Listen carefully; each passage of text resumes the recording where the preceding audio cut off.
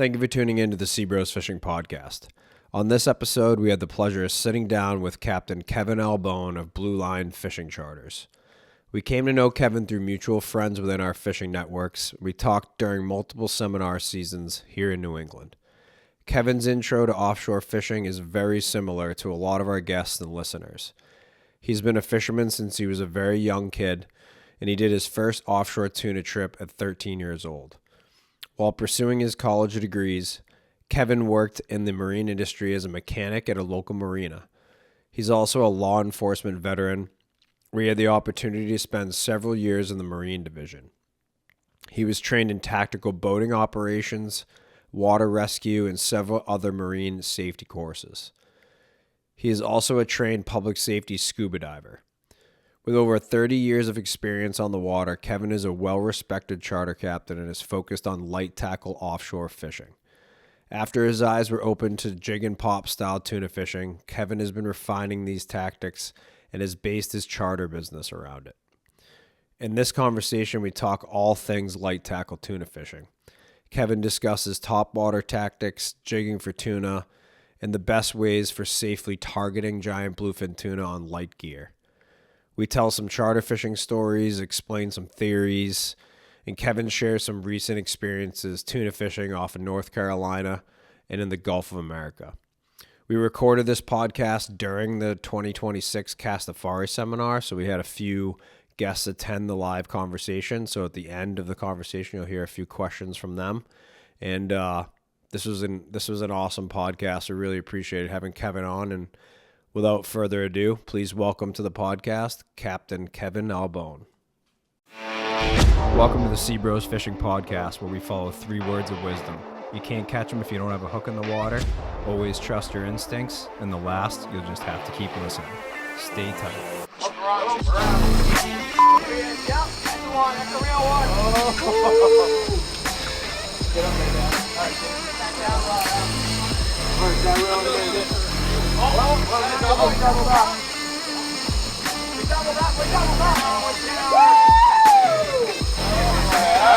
Am I coming off or what? Get that down. Don't get on that rock.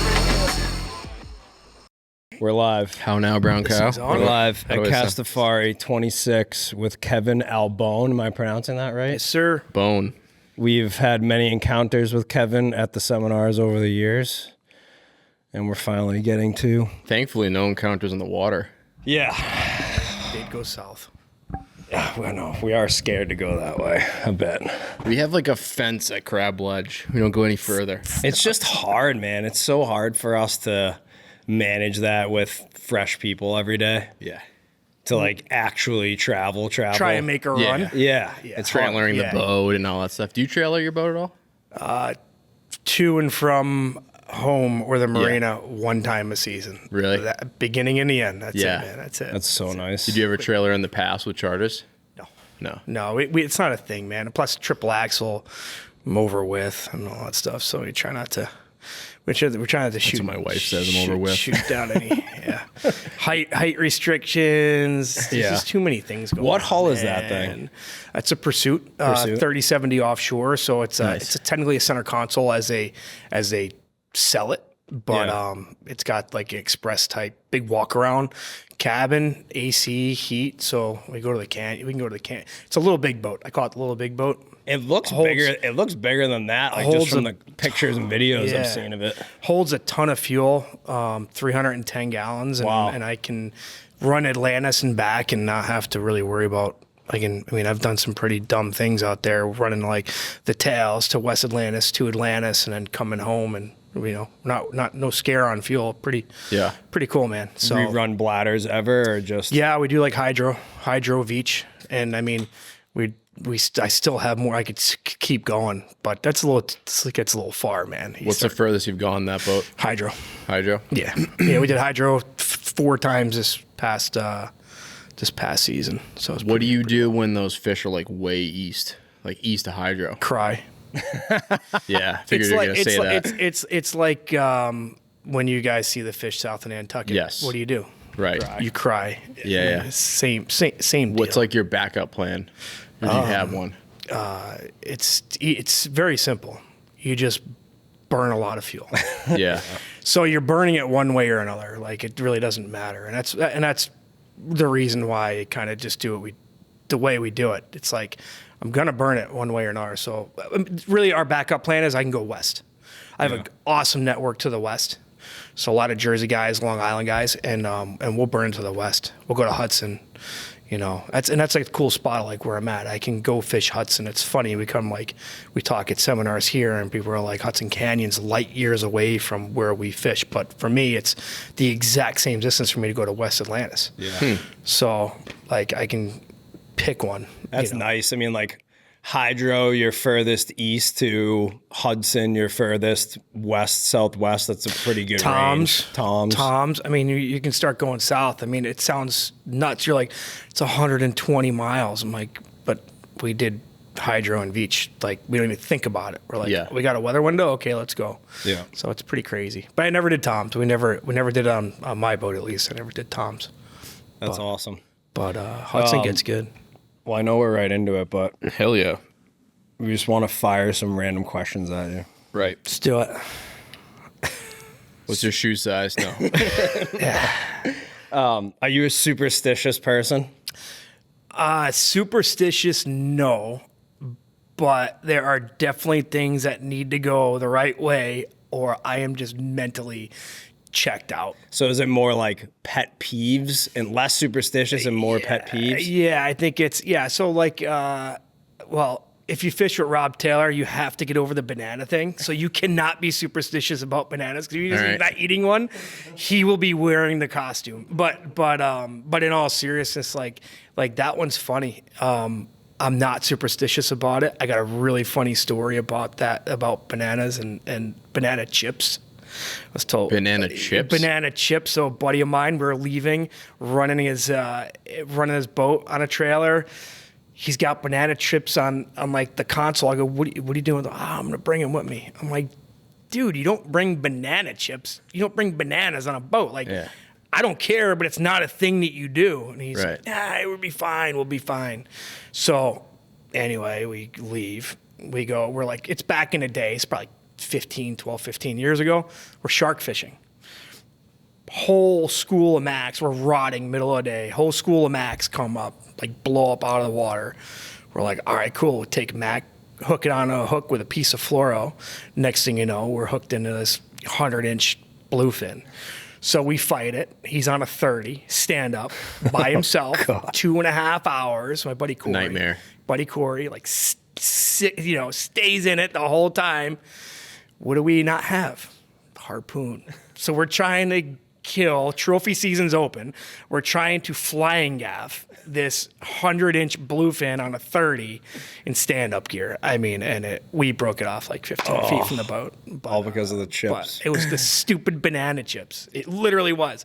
So I'm not superstitious, but it's definitely a thing where I'm kind of like, I'd prefer if we just didn't do that. Let's just not go that route. Let's stack the odds in our favor as much as possible. Yeah. What's something that is an absolute no-go on the boat? Like, you see it happen and you're like, it just drives you crazy. I'd say like fish coming on the deck and guys stepping all over the leader and the lines. Yeah. You bring bar on a boat or whatever, people start stepping on it. It's like, come on, dude. Like, what are we doing? Yeah. Actually, back up on that. Touching the drags. Oh, yeah. Clients on the boat, touching the drag has got to be like the most frustrating thing. You ever get the line jigger? Well, I don't want to say that too fast. Yeah. But the guys that grab the line and like they pretend like they're gonna tap the reel as they walk by. It's cool with ballyhoo, like if you're in fish that are eating to like move the rod or to jig the line or whatever. But like someone that has never caught anything, they're like the grabbing braid. The cod jiggers, like the jig and pop, the guys that want to jig and pop all day. Yeah. And the first thing they do is they're like jigging this thing off the bottom, like they're jigging for cod or for fluke, bouncing the bottom. Like, guys, that does not work that way. Yeah. And then those guys always hook like the big fish, too, 100%. Right? Yeah. And then they're mad. I've had a couple of guys over the years get mad. They're like, all these fish are like 70 inches, and then these guys are catching 50 inches. I'm like, well, they're up high in the water column. I don't know what to tell you. It's pretty wild. But that's funny. The drag touchers, man, I love those. I mean, what do you got? Drag. You don't really touch Brian drag. has way more than I do. Oh man, messy snacks. Oh, dude, trail mix? Trail Hell mix, yeah. Cheez-Its, Instantly kick 'em off the Goldfish. boat. Dude, we had these guys, this charter group of guys. Great guys. Straight, all Mexicans. Straight up, like, awesome dudes. Language barrier, a little bit. We can make it by. They made a salsa on the boat. Like, brought all the vegetables from the garden, made this beautiful salsa and, like, essentially like a 1 gallon clam pail, and like just left it on the table in our cabin, and the whole thing slid off, bottom down, complete explosion all over the top of the, like, in the rod storage, everything, electronics, the floor, and all the hatch covers. That happened with me with a guy that drank a whole bottle of the Kraken rum. You know that stuff? It's pretty delicious, actually. Yeah. Yeah, he spilled like a 17-pound bag of trail mix in all the grooves. Filling our harpoon basket with trash. Oh, dude, the harpoon blow basket up too, trash. Like the Cheetos, they blow up. Yep. It's like a trash can. And The you can't harpoon pick 'em up. baskets. Yeah. Put empties and water bottles in the harpoon baskets. You go to harpoon a fish, you get fucking the trash in the shrapnel. harpoon basket It's like drives me shrapnel. absolutely insane. Yeah. Because then you get the big fish and you're like, dude, what's going on throwing here? empties over Who your just shoulder. pegged me in the head with the water bottle. Yeah. You find trash in weird spots on charters. No, What's the weirdest spot? So actually, this year I got a smaller harpoon basket. The ball only, because it stays in my cockpit, the ball only fits in the top of it. That's So nice. you can't get in. That's Got a little nice. smaller No one. void Can't space. get in. Can't get in it. Like blocked. We need that. So is it blocked. like a 5-gallon bucket? No, I had a fish. I used to use a fish basket. It's just the smaller, like, I don't know, like 5 gallon or something. Right. Cool fish basket trick I saw. Drives me nuts. Some of the harpooners cut their bushel baskets in half. Yep. And then they re-zip tie the lip seen back down to make it shallower so it doesn't tip over and seize. Yep. I think I'm going to try that next year. Yeah, Whoa. I got the weight in the bottom. It's like actually. level 10. Yeah, that's a good idea. There's enough weight with the rope. It's been pretty good. Huh. It's been pretty good. Yeah, pet peeves, lots of them. I mean, you just see so much funny stuff with charters. I'm totally against bananas. The last time I brought a banana on one of our boats, our engine exploded after 30 hours on a repower. The front of the engine came off, almost went through the hull. Yeah. Mid-half banana. Yeah. Like banana in mouth. Yeah. Yeah. Yeah. Not a banana guy. I have a rapid fire question. Yeah. Jigging, trolling, or bait fishing? Pick one and why. All three, bro. We do them all the same. Oh yeah. If you could choose one the rest of your life. If you had to choose one. I mean, there may not be an every answer. scenario is like different, you know. But how about casting? That's included. All right. So yeah, I think cat. I mean, dude, there's nothing like a popper feed. You know, like rocketing out of the water, like and like a big fish too. Like, we were out at East Atlantis once chasing big eyes, and all on the surface. We rotted out there for 3 days, and like the last day, we just were like, all right, we're gonna start moving east, and we end up hearing like some chatter on the radio about guys catching fish. We're like, all right, let's keep pushing. Long story short, we end up there, and it's like. We have a thing that I say, it's like, everybody goes, I want to go to the canyon. And it's like, oh, everybody thinks the canyon's like candy fall from the sky and there's unicorns and like this really magical place. I'm like, dude, you know how many days have we just rotted out there, like, and just wasted fuel? And so anyway, we go to East Atlantis, there's big eyes and there's yellowfin like busting everywhere. And you'd cast a popper and the big eye would blow the popper out of the water. Like completely. And then the yellowfin would come and he'd be pissed. You're hooking like a 70, 80 pound yellowfin. Which is sick. Which is sick. But it was like, it's just one of those things where like, I don't know. I love watching those big fish like come up and just devour, you know, or try to devour. They get so aggressive at times. And it can be so frustrating. But doing that with a client is also equally as frustrating when they can't cast or. Yeah, how do you deal with clients that can't cast? My mates do a lot of casting in a lot of scenarios. Yeah. I'll cast. I mean, a lot of the guys that you get that do it really know what they have an idea of what they're doing. And the good thing for us is we can jig and we can pop and you can get around it. And the rookie guy, you just literally give the Ron Z, just give them the Rons. Yeah. Let them work the Rons. They're going to get bit. The thing is like, you want the popper bite. Most guys like want to see that happen. Like striped bass bites are cool, but to see a tuna like unload, especially like big fish, like 90-inch fish unload on some of these poppers is like insane. But the fact is, you're going to cast hundreds of times and you're like blind casting a lot before you really get that opportunity. And so, it's tough. The guys they'll burn themselves out really fast. Really, most guys will burn themselves out really fast. Yeah. But definitely, like visual popping, charter, jigging all day long. Like jigging's easy. That makes sense. Jigging's easy. I can do it by myself. I don't have to like really rely on anybody. The guys can generally handle a short rod. They can handle the fight themselves. They can hook the fish themselves. If they can't do it, like the speed jigging, you give them a Rons. They're good. They can just kind of do their thing. You put them in the other side of the boat, let them cast. Jigging's easy. You know. When you're getting like new clients that are just trying jigging out, but they're decent at fishing, like how do you walk them through what you want them to do? Like, so you're going to take their word for they're decent at fishing? So say they're decent at fishing, they understand so jigging, they're really good at fishing, but they don't know how to jig for tunas. Those guys. How are you walking them through doing it? What are you saying to them? Quick demo. Like we just go out there and like quick demo. And sometimes there's like a hero at first drop. You're like, all right, guys, what you do? And then all of a sudden it's like, yep, we're tight. You know, just one quick rotation on the reel to one, pull up on the rod and drop. That fish is going to hit on the drop, And some guys struggle to get, but most guys can pick that up. It's pretty simple, And the rods now, and from like when we started doing it, the rods now are so good. Like the rods and reels are so good. They're so light. It's all designed specifically to do it. It just makes it easy. Yeah. And like I said, the guys that don't do it, you give them plastic, man. They get it. You know, or you give them you don't give them a streaker jig, you give them like a butterfly jig and let them like slow work the column. Like, here you go, slow work it. I mean, you get around it. It's the older guys that are really tough that get dragged on with their kids, or they're stubborn because they've fished a lot. You get that. The best is the guy that brings his own rod. Hell yeah, I love that. That's the best. Pet peeve. That's probably one of the pet peeves. I had a customer bring like a yard sale Penn 130 unlimited class rod with a straight butt with a 130 and wanted to go catch a giant. Stand up. And then I let him bring the rod, and then we hooked up on one of our rods, and he's like, thank you so much for not letting me use my own gear. Yeah.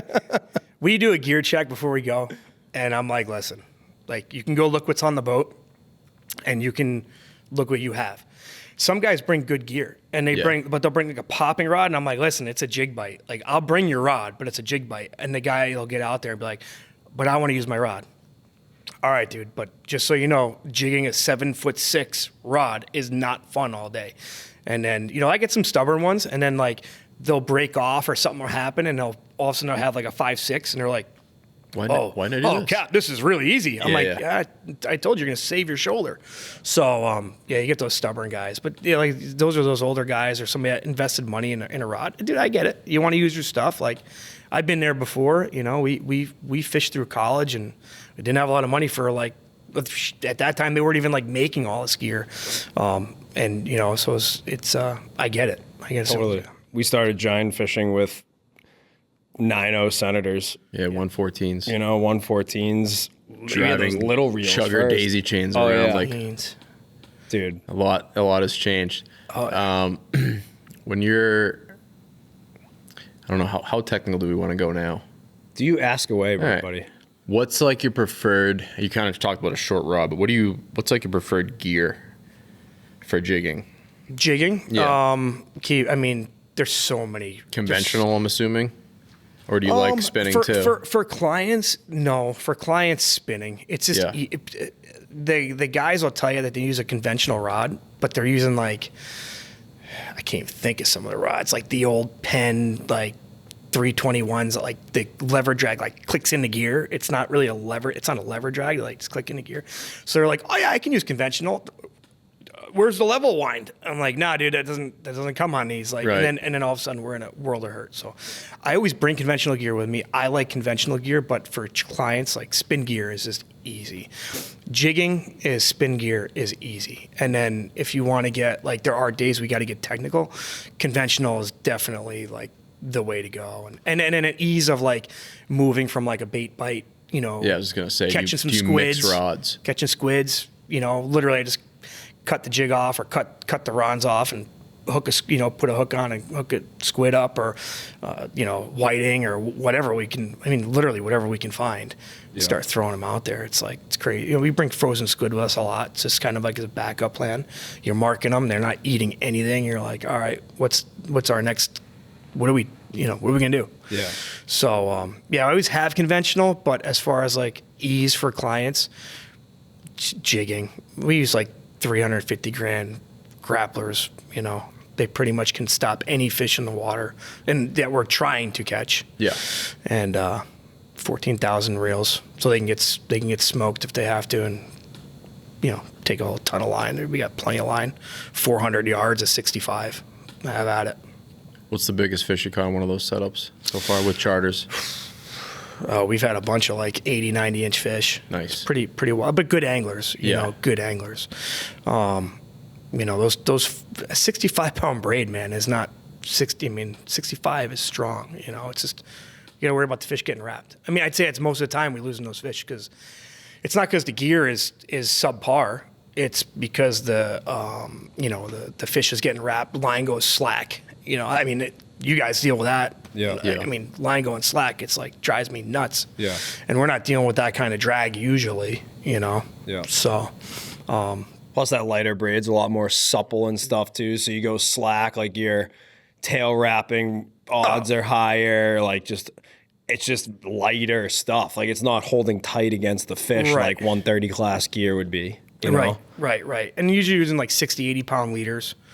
And so it's like you're kind of just you're as good as your clients. Yeah. You know, and we have so many stories about like just trying to like play fantasy clients and like who do we got? And it's like, like I don't want him. I'm gonna leave early. I'm gonna leave this guy at the dock. You know, but like, dude, honestly, like thinking about it from a charter perspective, you know what we do and comparison to like what your bread and butter is, like that's a hard. You have no control. No control. You're gonna get a guy that those are difficult jig. Tactics for charters. It's most tough. charters. It's tough, man. That's why jigging for charters is trolling's easy, except for there's still so many. So like the old salty guy loves trolling because he can keep the boat in gear and keep pressure on the fish. Mm-hmm. But like and you know you guys I know you get the same question. What are the odds that we're gonna catch a fish today, right? And my answer always is like, you're going to get an opportunity to catch a fish. Yeah. It's whether or not you execute. I can count probably over the years, I mean, not many times that we didn't hook or have the opportunity, like we missed a hook set or something went wrong. And like, you may get one shot today. And like when we started, 3 bites was awesome. Like, dude, the bluefins are like, they're crushing poppers. They got 3 bites. You're like, oh, sick, time to go. Where now we're spoiled, man. The fish stock is so good that like we're spoiled by, you know, oh, we didn't catch 20 fish today. Yeah, and it's like, wild. Oh, we only caught 14 this time, but we caught 37 last time. Yeah. You know, and now I'm making a mistake of tagging fish. Now these guys really know how many fish we're catching. Yeah. You know. Mistake. No, for science. Yeah, no, it's great, man. It's awesome. But you know, they're filling out the forms, they're filling out their name, they're keeping track too. Yeah. It's pretty crazy. But speaking about going back on past times, 3 bite days versus 25 bite days, who was your mentor and how did you get into this? Because it doesn't just like happen. Yeah, dude, I woke up one day, I was like, I'm gonna go do this. No, I grew up in New York and grew up in Montauk. And going to Montauk, we'd go camping as family. And used to walk docks, Gossman's Dock, and like stare at the charter boats and like we fished. My father, we fished like growing up, but like did my first offshore trip. I was like 12 years old, 13 years old, and we did it. They used to always go tuna fishing, and then I hit 12. They started kind of letting me go when there was room, which was cool. Had our first bluefin then, and then through high school and college, you just kind of keep fishing. I worked in a marina, worked in the marine industry, and worked on boats, worked on engines. I was always very mechanical growing up, and I always wanted to I always had interest in running a charter boat. Like I was like, that's pretty cool. And we went on boats, and we had like horror stories of like trips, right? Like get on a boat one morning, the captain's like you can tell he's half in the bag. One engine's not running a sporty. One engine's not running. We're still going. Like stupid shit. And I remember, you remember like you're that young and you're like, I'm not going to, like, if I ever do this, like, I'm not going to do this. And you start, like I said, you start working in the marine industry and like you understand motors, how things are working. All right, cool. And then, anyway, fast forward like through college, I ended up fishing with John McMurray. We start booking trips with him down in Oceanside, New York. And run and gun, high speed, nobody's doing jig and pop. You had like Dom in the Cape doing jig and pop, and there's not many guys doing it. So like telling my father, like, yeah, we're gonna go cast. And they're like, what are you talking about? Cast for tuna? Like we troll. Like this is what we do. And nobody was really doing it. There wasn't a lot of operations doing it then. And John's go hard, and he's definitely, he's mental, and he runs hard, and he burn fuel. And so as I started fishing with him, then he asked me to like mate for him a couple of times over the years. I got my captain's license, start running boats with him. But one of the things I always said, like as I started my business, because I had my business in Rhode Island, and I was still doing it with him because he has an awesome charter base down there, was, I'm not going to have garbage gear. Like, I'm going to do anything I can. I may not have a lot of it, but I'm going to do whatever I can to make sure that the gear that these customers are paying for, I'm going to give them every opportunity that I can to catch it, to let them be successful. Because obviously your customer's success is your success, right? Yeah. So like, I'm not going to let that be a failure. So, we're buying like every high end reel we can. And we're like, when I started with John, we're buying Van Stalls. Like that's what was available. You're like upgrading drag systems and like, trying to do all this like crazy stuff to these rods as it starts like really developing. And then like Daiwa, the Stella gets released.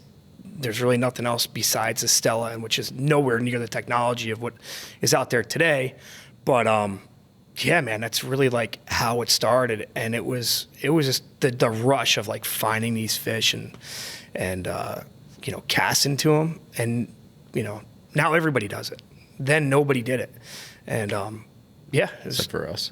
Pretty much. Okay. Yeah. Kind of do it. You guys want to do it. Deep down inside. Down inside. There's a part of it that does. We used to go to the Cape, man. Like the Cape was like God's country. Like, all right, we're gonna go out to the east of the lanes. We're gonna go run around, find every single opportunity we can, and then we're gonna quit at noon, and we're gonna come back and sit on the bank, and then we're gonna drift because the giants don't eat on the drift. Yeah. Like, that's what we did, man. But we caught so many fish doing it that way, and like actually. My first like 13 trips to the Cape, I think it was 13 trips, we got skunked. Like we didn't catch anything. I'm like, this place sucks. And then like my friends would go and they'd catch fish. I'm like, all right, fine, we gotta go back. All right, fine. It can be finicky area. Yeah. It's relatively shallow water. Yeah. We'd go in like June before everything came. Like we'd be like, all right, we're gonna get them now. We're gonna get, Yep. And it was, it's crazy, man. Like the networks weren't there.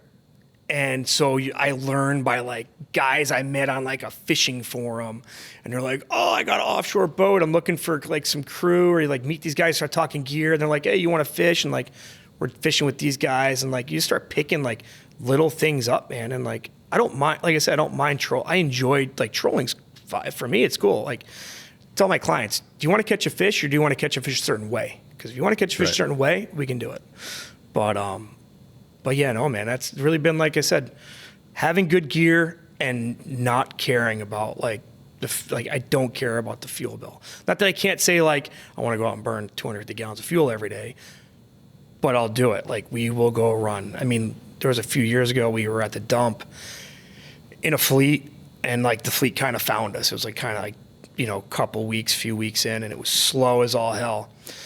We're catching like a couple yellowfin here and there, but it's like slow, like painful. I'm like, all right, we're definitely not grinding this out today. I mean, this is like, you know, we had our, you know, now we got Starlink, but then we had the InReach, and I'm like, all right, you know, I'm going to take a ride. I got a report that there may have been fish south of Montauk. Like, we're going to take a ride. They're like, how far is it? I'm like, 60 miles. They're like, dude, are you kidding me? I'm like, we're going. Like, you guys want to sit here and rot, or do you want to go take a ride? And we're going.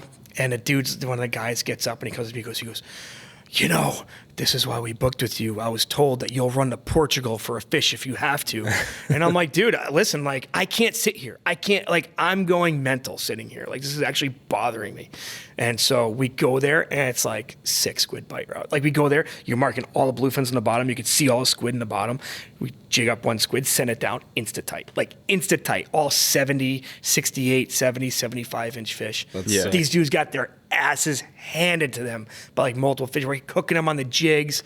And I'm calling big game. I'm like, dude, like, go south and then do a hard west and like come to where I told you I was going. I'm like, it's on. And then we fish out for like, I don't know how many days, like just by our same thing, like by ourselves. Yeah. There's no better feeling than that. Oh, dude, those guys were like full stoke. You know, it's like, you know, we went this long ride, and listen, I've been on the opposite side of that, where it's like epic failure. You're like, God, now what do I do? Yeah. But then you come back. Like, usually we do the big loop, right? We go like out to the lanes, this big loop, and come back, and you're like, could have just stayed right here, man. We just wait them out. We catch a fish, you know. It's usually how it goes. What's like your, like, what area, spot, whatever, you don't need to be specific, but like, what do you consider like your backyard spot?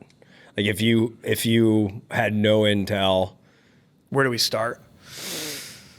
Like early season, we start going like south of Montauk. We're so close to Montauk. So I watch that water coming out of like the Hudson, you know, and really see if we're going to need warm water coming out of the Hudson. And south of Montauk, I mean, guys have been fishing now. It kind of got out. Habs Ledge, you know, we used to run that all the time, like early season. I hook up with some guys from the Cape that are willing to go burn fuel on the other side. So we'd like these big loops, you know. We'll go south of the vineyard. We'll run the dump and the fingers and all that stuff. And then like, all right, cool. I'll get like the western side of it. And usually somebody would see something, you know. That's like my starting point, you know, early season, like May. We'll just go like take a ride, see what's around, see if there's whales around or bait around or whatever. I mean, you can't go there with an expectation to really like catch something. Yeah. But dude, we see a lot of fish there over the years, like just early. And then I still fish with John. So like I still run the Contender. So like I can go run out. I cheat and really just go run out of Oceanside and be like, well, there's really nothing looking like it's going on here. And then I'll just go run down that way, and we'll run out towards Hudson or something like that and get some of that water. They get all the giants that come early season. You know, the bass guys are all getting spooled, trolling mojos. Yep. I'm like, all right, well, that's a second best thing we can do. Yeah. Usually trophies open at that point, so I can usually convince a few people like want to go tug on something big. That's cool. You know, but yeah, just kind of. You're just burning. You're just steaming until you find what you're looking for. Yeah, man, just looking for life, dude. Like, and we mean that. Like, yeah, you look at temp shots and stuff, but like, you kind of like get a triangle, and you're like, all right, I'm gonna start here, and then go here, come back here, and like just really like have a plan, you know. You know, but we've caught fish first week of May, and it's crazy because we used to be like first week of June, even down with John, like first week of June. Now it's like first week of May. If we get good weather and there's like some good eddies breaking off in the Hudson or something like that, you're ready to go, you know. What water temp are you looking for when you're doing those early trips? You're going to see like 55 to 60 degrees, like those 50 to 55, 60, 63 degrees. It depends, really depends what's happening. We haven't had there hasn't been like a solid early season bite to the west in a bit. Everything's been coming out of like West Atlantis in like June. Like you'll see it just all of a sudden. Like we'll start, I mean, it's, in March, April, we'll start watching it. You'll see like those eddies really starting to like kind of form. And you're like, all right, it might happen. It might really go off here. And then all of a sudden it's like, one nor'easter pushes everything off, and then that's it. Like now it's all West Atlantis. But, you you kind of get in those networks too, where like the guys are getting them in toms. The Outer Banks is slowing down. Toms is starting to pick up. All right, where are the little fish in between here? Ocean City guys getting them, and it's like, you kind of use your network. I use my network to the west absolutely to my advantage.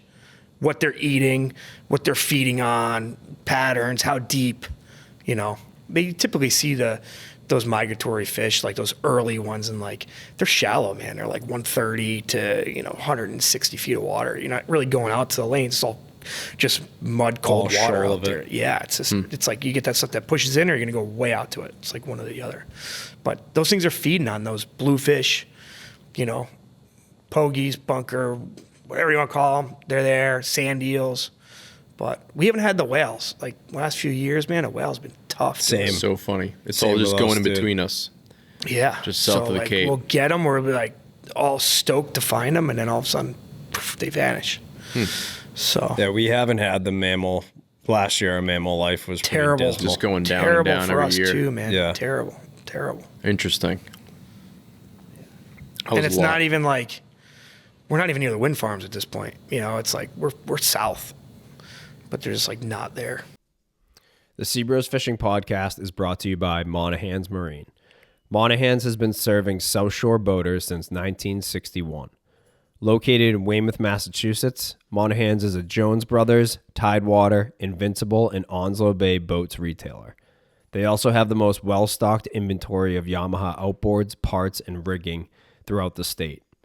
The entire staff and crew of technicians have decades of experience. As a recent addition, Monahan's has built and rigged out a brand new 4,000 square foot offshore and inshore tackle shop. They are fully stocked with everything needed for offshore canyon fishing, nearshore bluefin tuna fishing, striped bass fishing, surf fishing, and more. For decades, the crew at Monahan's has been helping generations of boat owners with outboard parts, boat service, marine equipment, and fishing tackle. Their professionalism and passion for being on the water has made them one of the most reputable boating headquarters in the Northeast. As a part of this partnership, Monahan's Marine is offering all listeners to our podcast a discount on anything in their store. When shopping at Monahan's, if you mention this podcast or use promo code MBG25 at checkout at the register, you'll receive 10% off any purchase in their tackle or marine department. To learn more about Monahan's Marine, their location, boat and engine inventory, or parts, visit monahansmarine.com. Did you go on the wind farms at all? Yeah. How was that? It's epic. Yeah.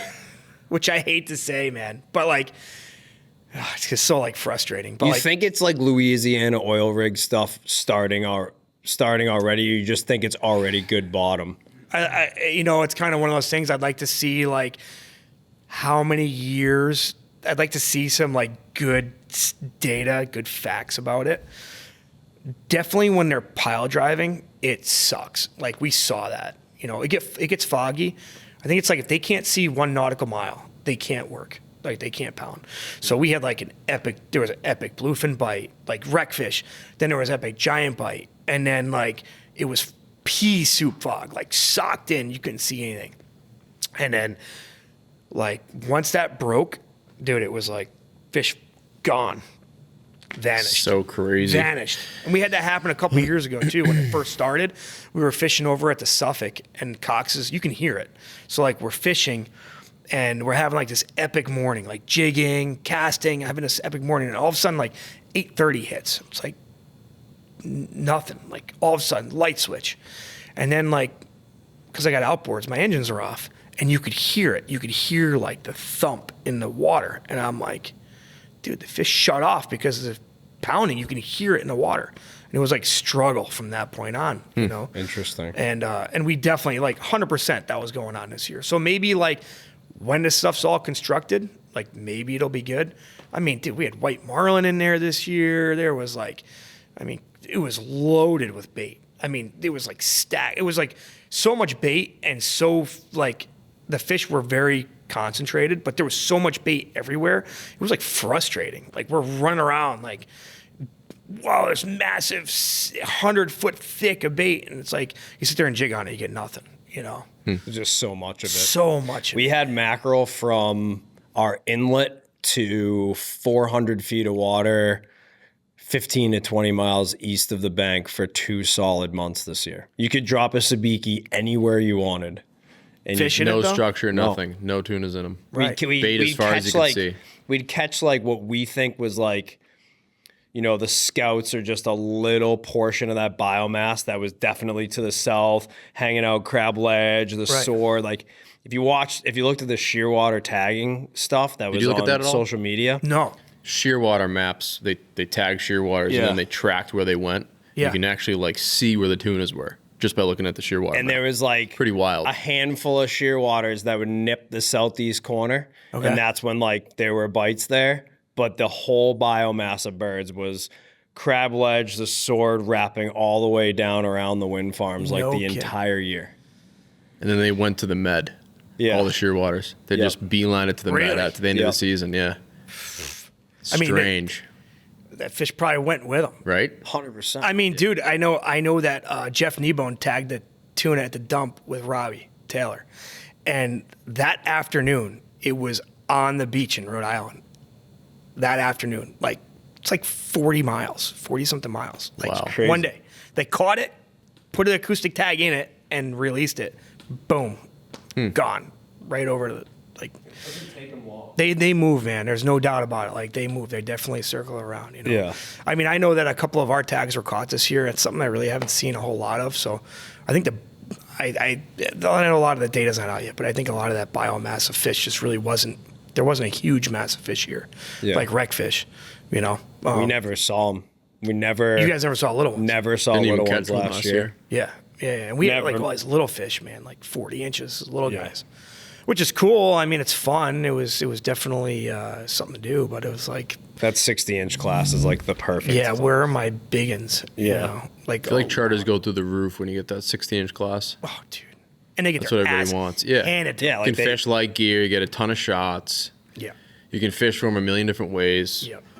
But the worst is a charter is when that's all that's around. Yeah. Because then it's like ass beating after ass beating after ass beating. And these guys are like, dude, when's it stop? Well, you signed up for this. Yeah. Yeah. I do have a jigging question that just popped in my head. When you're in a mixed, an area mixed with like yellowfin and big eyes, are you changing the way, like, and you want to target them jigging or Yep. whatever, vertical, whether you're using soft plastics or jigging, are you changing what you're doing? You're not going to get through them. You're not going to get through the yellowfin to get like a yellowfin. big eye. Sometimes you see the big eyes like down below, you'll see them down below and you Yeah. can kind of get under if you try and get underneath them. But I mean, it's kind of one of those things, man. Like you're at the edge, those fish are just there and you're just happy to like catch whatever. And you're Right. praying for it sucks losing the weather buoys, man. Those weather buoys were so good. They were so like key. They saved so many trips. We'd be like sitting inside, not doing anything, and then all of a sudden we're like, all right, we're gonna go hit the buoy trail. Especially for like the dump, it was a home run. Like just start running south. Next thing you know, you're in like West Atlanta, pretty much like Brick Canyon, and you're like, dude, we just hit all the buoys, mahi, there's wahoo, there's like all kinds of stuff, and like I said, those weather buoys were holding all those big eyes for years. We saw some epic bites there. 2014, 2015. 22 was really good, I think. 22 or 23. Like, just wild stuff, man. Wild stuff. So many fish. Same thing, though. You'd see them like lockjaw. You could drive all the way out there, lockjaw. Yeah. Can't get any. So One day frustrating. they were eating like old school hammer jigs, like hammered diamond jigs. That's what we were using. You could throw every other like fancy jig that whoever made. You drop that, they'd eat it. What do you think the deal is there? Something the way it was landed, just the way it was sitting in that water column, man, is crushing it. Just slightly different profile or action or something. Have Yeah. you noticed anything with color, or is it all profile and action? Color changes. The color sometimes, Yeah. but a lot of times it's really the action. They hit that thing a lot in the drop too. So like, the spinning versus conventional at some point, like sometimes you'll see the difference there. You know, Okay. you'll see the way it comes off the reel. Yeah. And that jig's not really like bouncing. It's more like smooth, just kind of doing its thing. Or if you like we want to go to deep water, a little bit of pressure so that jig stays vertical, so it actually cuts to the water column, and then you can work it back up. Yeah, pretty cool stuff. Is that a lot of the reason why you prefer the conventional stuff? Is that straighter, like more subtle drop than the spinning gear? Yeah. And you get it's there's no 90 degree coming off the spool. Like it's just very direct, like good easy fish, like big fish. I feel so much more comfortable on a big fish on conventional gear than I do on a spinning rod. Yeah. It's a lot of those conventional rods I have are a little heavier, so they're gonna definitely deliver more of a punch. Eliminating the risk of line touching the gunnel, having the line under the rod, all that stuff. Yeah, my conventionals have they're 130 pound test braid on them, so they got some power behind them. I'm still scared to even attempt a giant on that shit. Oh, that's different, man. That's crazy stuff. That's a whole nother addiction. One thing we haven't talked about is top water. Walk us through how you're rigging like your top water stuff, or what you prefer. Yeah, so like middle-sized tunas. I guess maybe start like your go-to spread of top water going on any charter. Yep. Like what are the must-haves? One rod for this, one rod for that. Yep. So, and we run that a lot too, like 3-4 different rods, all different stuff until you kind of figure out what they're eating. It's like having herring, max, whatever. You're like, all right, what do they want? So usually like one popper, one stick bait, 1 or 2 poppers are easy. Stick baits are easy, but 1 or 2 poppers, stick baits, and then we're always casting rods. So getting down, cast out so it swings in the column, and then the guy can work it back like slowly up and really work the whole column. I've had a lot of luck with the Frantic from Strategic Angler. Like it's just the way it falls in the water and like shimmers. The fish all hit everything pretty much on a pause.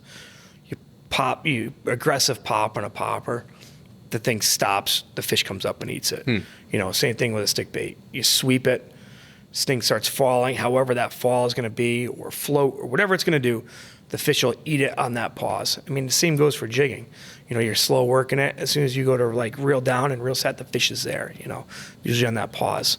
So yeah, we try and like spread them out. And then I have FGs on I FG everything pretty much. I mean, we can tie PRs and stuff like that, but no wind-ons. I just FG. So braid right to the leader. And then simple. Yeah, I mean, even with the giants, like when we're targeting giants, I literally fish the same way. You can get fancy and you can do, the twisty knots and stuff like that some of these guys do, like down in Jersey. But I kind of just stay away from that, man. I feel like the less I have to screw up, the easier it just becomes. And really try not to overthink it. And so like my jigging stuff's the same way, but I don't want to cast my FG knot through the guide, so I always have like that leader's like 6 feet long. And when I'm like loaded up, ready to cast, that knot is sitting at the top of my guide. It's like right there. When I cast, I'm not losing any velocity of that thing hitting all the guides going out. And yeah, man, I mean, it's, 8-foot rods, 7.6, 8 foot, pretty much where we're at. You get good casting distance. And then if you're using like the Rons or plastics, it's 7 foot you can get away with. So it's like you can jig it because you can jig them different ways and do different things with them. So it's you can get away with like using a smaller rod for that. But yeah, just really try and like do the whole. We take 4 guys, so I'm like, all right, you cast a popper, you cast a stick bait, you cast the Rons, you jig, And if the guys want to cast, dial it from there. Figure it out. See what the conditions are. See how they're behaving. Pivot to all top water. Pivot to all jigs. Exactly. And you usually get those first light bites. You'll get the top water bites. If you can get to a good whale feed or porpoise feed or something. I'm assuming you've had most of your best top water days when it's visual. Have you had any epic days where it's just all blind cast? Blind, dude. Oh, blind sick. Blind. Well, usually you get like you get the tuna chicks. And they're just kind of like milling on the surface. You cast and like the yellowfins, like we get them at the yellowfins like that in the lanes. They get them like small bait too, which can get really frustrating. You're trying to use like small stick baits, but yeah, it's like pretty sick stuff when it's just like complete blast out of nowhere. I mean, we just had that in OBX, like you're casting blind. All of a sudden, Yeah, you just went there, right? Rockets out of the water. Yeah, I was there last week. You've fished a lot of places, man. Pretty like cool. We man. follow you pretty closely on cool, social and all that. And have you I'm assuming you've implemented things that you've seen down the Gulf and seen in OBX and like any like. A lot of those guys, man, are really behind where we're at. You know, Interesting. And so like we're bringing stuff there. Interesting. And the first time I went to Venice a couple years ago, they were like kind of like these guys are gonna give you a hard time at the marina. Like when we pull in, they see all spinning rods. Like we went down there with 41 rods. You know, me and 6 guys, and I was like, you know, I told the guys, I'm like, leave all your stuff at home. Like don't bring it. Like we are set. And they showed up and they were like, dude, you guys weren't lying. Like you guys brought a lot of stuff with you. And and so like they don't have an outlet they don't have a way to get a lot of the gear. So nobody there's no shop really like selling anything to them. So they don't know really what's going on. They're kind of like, oh, you guys are from the Northeast and you bring this stuff. And I'm like, you know, some guys are like, you sure that's going to work here? I'm like, dude, we catch giant bluefins on it. Like, you told me that I have to beat a fish in 15 minutes. No problem. Like, This will beat a 200-pound yellowfin in 15 minutes. I guarantee it. Yeah. You know? Right guy on the rod. And they were like, especially. Okay. And then, like, the first one we hooked, it was like 185 pounds. And I hooked on a 710 Osea, you know, with a 14,000 Stella. And they were like, I'm like, fish is here. He's like, dude, no way. He's like, dude, no way. And he's like, holy shit, it's here. Get the gas. Like, all of a sudden, we're like mad scramble. It's me and Lou DeFusco. And then Lou had his other one. We doubled up. Lou had his fish up like 5 minutes after me. And they were like, yep, I guess you guys can come down here and put a whooping on them. It's changed a lot now. Dude, there's now, a lot of funny, guys man. with spinners and small conventionals. I feel like that's becoming the casting. majority. Dude, we went down, everybody's like, need a popper. And I'm cleaning up my gear and I'm like getting ready to pack and I'm bringing all my stuff down. And I'm going through like I'm terrible, dude. Like we'll come through like a season and I got like a bucket of just gear. I'm like washing and it's drying out. And then the next day I'm like, oh, I'm going to use this again. So like terrible at putting some of it away. So I'm going through this bucket in my boat at the end of the season, getting ready to go down. And I'm like, I'll bring a couple of stick baits. So I throw them in the bag and like we had these epic feeds, and we're casting. We're not getting a sniff on a popper. So I said to Lou, I'm like, dude, I don't know what to do. I'm like, I'm putting on a stick bait, like see what happens. Dude, I cast a stick bait, it hits the water, his yellowfin comes scorching out of the water and just devours it. And I'm like, all right, they're eating stick baits, but now, and then it breaks off. Because it's Shark City down there. So we break it off. So I'm like, I got 2 left. So Lou's like, well, bro, I need the other one. so we ended up like using them and we hooked right up. Like, and then so the next year when I went, I'm like, all right, cool. Now I know, you know, and Merv from Strategic's awesome. He's like, dude, whatever you lose, like, don't worry about it. Just try and catch one on my stick bait. I'm like, all right, dude, sounds good. So, cause they say like, anything that you like, don't bring it here. Like, if you like it, don't bring it because you're probably going to get sharked. Same thing, man. Like, we got into this feed. We did like 300 miles. We're in Florida. We did 300 miles. Like, and we're running back, and we literally had them like 20 miles outside of the Mississippi River. Oh, my God. So we ran all the way there looking, you know, Alabama, all the Alabama boats. Like, we're running back, and then, like, boom, the fish are here. And it was like, same thing. Like, dude, there's the unicorns and the candy. Like, you see it. Like, it's just like, oh, my God, it's going off. We cast. We tripled up. We killed a 208, and like 2 like 190s. Jesus. And then broke another one off, like studs, you know. And we were there. We had 2 boats the second time because, like, everybody from the first time, not everybody all your buddies now want to go. And those guys, like, broke 2 rods in the whole thing and, like, didn't even land a fish in the melee. But Yeah, it's wild, man. But it's funny. Because I watch like social media. Everybody's got stick baits now down there. And dude, that wasn't stick baits, soft plastic paddle tails, paddle poppers. tails. Yep. And that was the thing. Like the paddle tail thing was working, but still like the poppers. Everybody wants to see them on the poppers. Seems like the sharks, like you said. Some of these videos of like thousands of sharks on the surface, just mowing small pogies, mowing them down. Wild to see. Yeah, they're always posting the shark prowl. The endangered species that they have down there. It's a wild place, man. Hope that never happens up here. Yeah. That's a wild place, dude. Like cuts to the river, like no place I ever want to be running a boat. Yeah. Tell us about OBX. When did you go? Last week. So we went, I don't even know what my weeks are shot. So like middle of February. Yeah, middle of February I went. So, we didn't get like the good popper bite or stick bait bite or any of that, but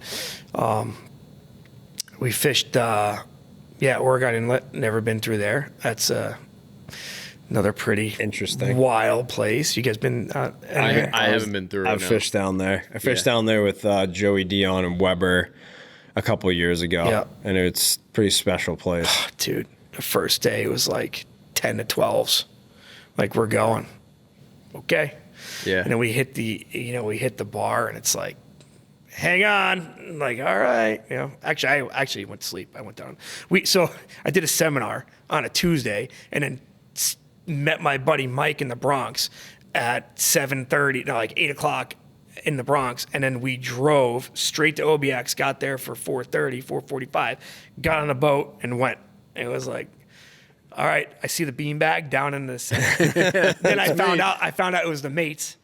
And he's like, you run a boat, don't you? I'm like, how'd you know? He goes, dude, you went right for the best spot in the house. Like you knew exactly where to go. So lowest center of gravity. Oh yeah. That's we fish at Robbie, do the same thing, go hide down there. Yeah. But yeah, and they were fishing with these long like jigs, are like 20 by 25 inches long, like to mimic ribbon fish. I have no idea. Dude, they kind of have like a PEI, like the guys down there have a PEI vibe to them. Yeah, they have little unique little things. These are I think these are Japanese. Oh, are they? Yeah, and so the guys got these long jigs. I'm like, dude, how's that? And we're jigging in 90 feet of water.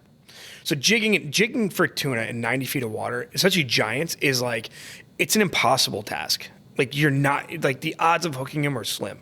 So we're getting a crap kicked out of us day one. And we actually hooked some fish in the jig. But buddy Joe is jigging this huge jig. It's massive. It's not very heavy because it's thin. He sends it down. He's like, dude, I just got torched. He brings it up, and dude, the thing's a horseshoe, like complete horseshoe. I'm like, damn, dude, like I guess they want to eat that thing, And dude, we had like a bunch of bites on him. But we were casting and had some blow-ups and all that stuff. But dude, I'm a big believer in the rods here. We dead stick a lot of plastic. So I said to him, like, and they had Omni on the boat. So like, and I'd never really fished with Omni, especially doing that kind of stuff. So we could see the fish, and then we were marking them on the down scan, and we could see them, and like they're 30 feet, 50 feet, right in that, always in that range. And they were eating jigs sporadically. But, we're casting, and I'm like, dude, let's just drop this thing down. They're like, oh, it doesn't really work here. Like, that's not a thing. I'm like, dude, but I can leave this thing in the water, and we can cast. Like, we can do it. Fish around it. Yeah, and like, just, it works. Like, it's fine. Like, we got one guy jigging and 3 guys casting. Like, it's just fine. So anyway, I put it down. I set it to like 60 feet. I let 2 colors out, 60 feet. And I didn't make it back to my rod to unhook the stick bait, and the thing's bowed over. And I'm like, the captain goes, holy shit, it works. And I run over to it, and now I'm like motivated, like now I want to kill something. So I slam this thing home, and not thinking, because I'm used to like being at home fishing dead sticked, and 48 pounds, and ripped the hook right out of its face. Yeah. So we fought for like 2 minutes and ripped the hook out of its face. I'm like, oh, come on, dude. Like, this is our one shot of the day. Like I was the guy that had the one opportunity that I complain about, and I just screwed it up for everybody. So anyway, I go back over. We reset it. I'm like, dude, we're going to get another bite. We're going to reset it. Then I reset it, and the thing looked like a sword bite almost. It was like, boop. I'm like, we're on. Cranked up because this thing grabbed it and just started swimming up. Yeah. Got tight, and it was 84 inches. Like, sweet. That's sick. You know, a little bit of mayhem with it. We broke the handle. I had an aftermarket handle on it. Like 15 minutes of the fight, handle completely shears off. So I'm like looking at the handle, crushing my forearm, you know. And I got this rod, like JB, we've been working this jigging rod with JB, and I got this rod. It's bent over, like 90 degrees, like bent over. I'm trying to hold this thing into the hole, the handle. I broke off, and we're like cranking. And they're like, "How's the rod working?" I'm like, "Rod's great, but I can't like do anything." So I ended up, I passed her out. I'm like, dude, I can't. My forearm was smoked, man, smoked. Oh God, dude, you're like fighting yourself. And Henry gets on the rod, and then I got back. We like I said, we got to the boat. It was cool, man. It was definitely it's fun, you know, and like being a part of that, and like, you know, doing, like, you guys have been involved, like helping somebody build something. Like Kerry doesn't understand. He knows what I want. He doesn't really know the why. So it's like, why do you want to jig at fish at 90? Why do you want to fight a fish at 90 degrees? You know, the rod's straight up. It's like you're driving all that pressure into your legs, so like you can take a break. Yeah. And that was really a saving grace of the whole broken handle thing. Like, I could sit there and hold on to this fish straight up and down one hand and like take a break. And then as I had to crank, you just got to crank down, and then you can just pull this thing right back up. Yeah. All the force is going down.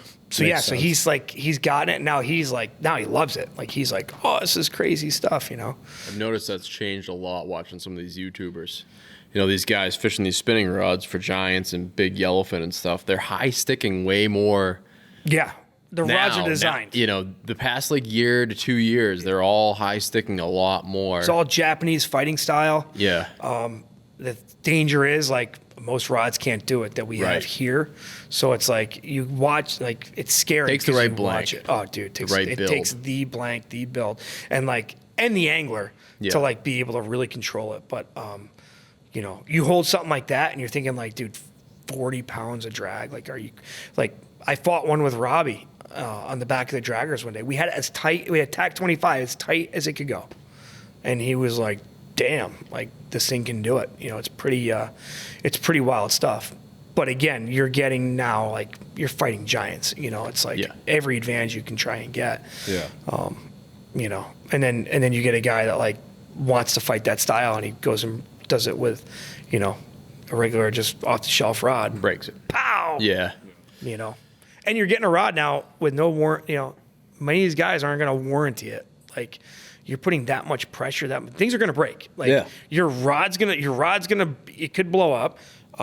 Your line's probably gonna, you know, at some point you better have some heavy ass lines gonna snap. Your reel is going under a ton of pressure. You know, I mean, these reel companies definitely don't love that. You know, and then we're changing handles for like more torque. Yeah, it's like, sorry. You know, but you're trying to get more torque, more resolutions faster. You know, you want to be able to like really muscly as fishing. But dude, I mean, we've got a 114 incher 2 years ago, you know, with those guys, and dude, it was wild.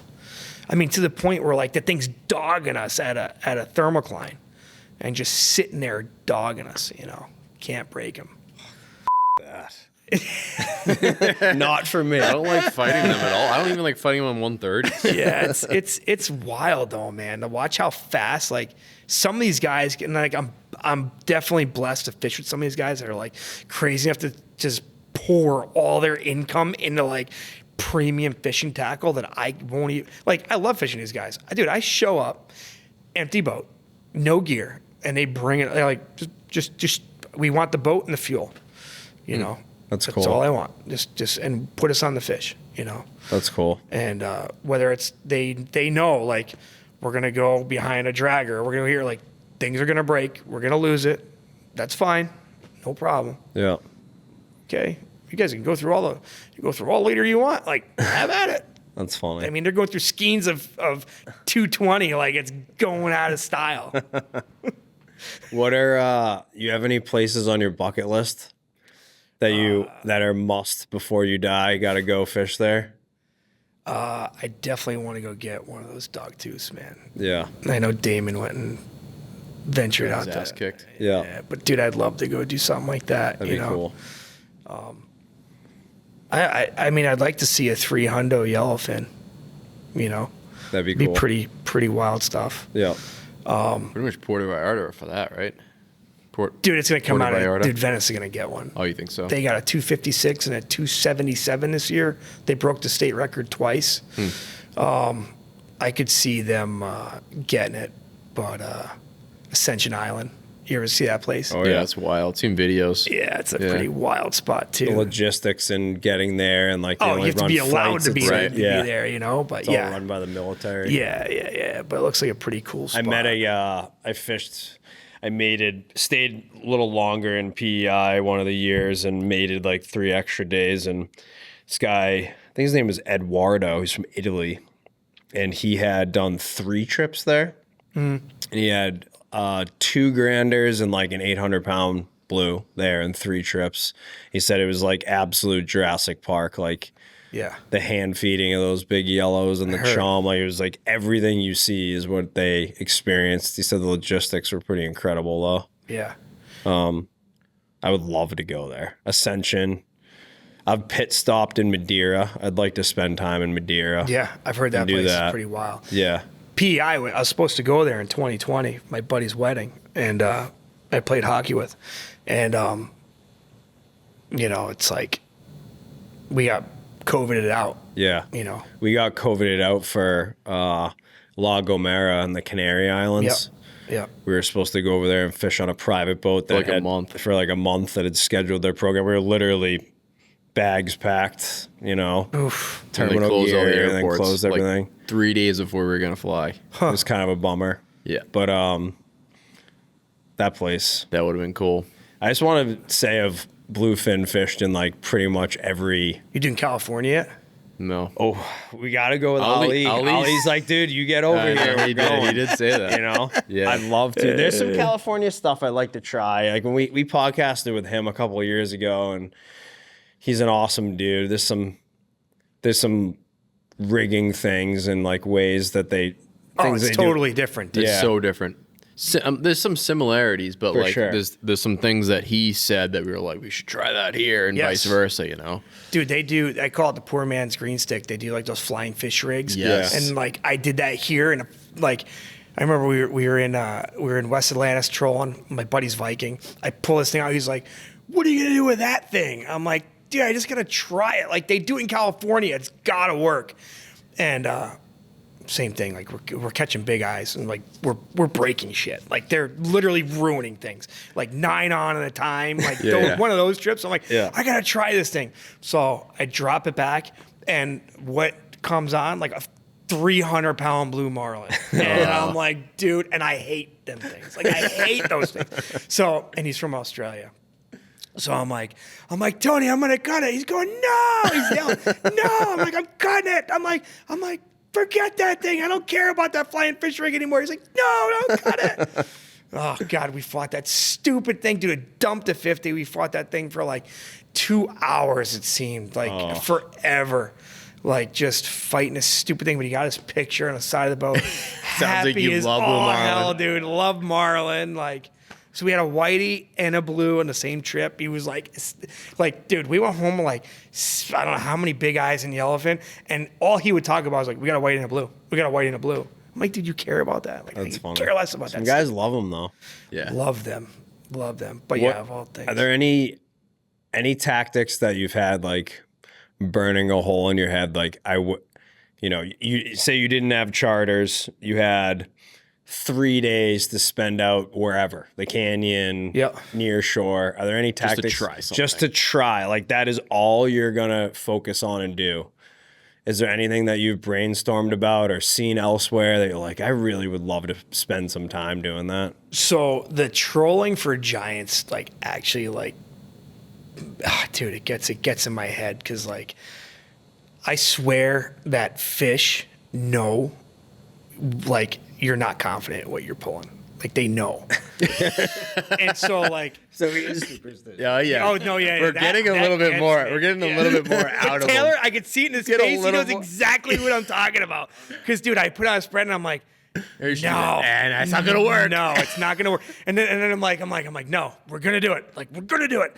I said we're gonna do it. We're gonna do it. And then like, it's like an hour, and I'm like, we're not getting bit. Like we're not getting bit, and I'm like, all right. And then like Brian Bacon or Pete Bacon on Big Game will be like, how you doing over there? And like they could tell like my frustration levels like going through the roof. Then I got Robbie like FaceTiming me like, oh dude, I'm working all this stuff. But like those giants, like dude, I've trolled for those stupid things so many times. Like early season, like they're around. Like we're gonna get one. Yeah. Troll nothing, because like.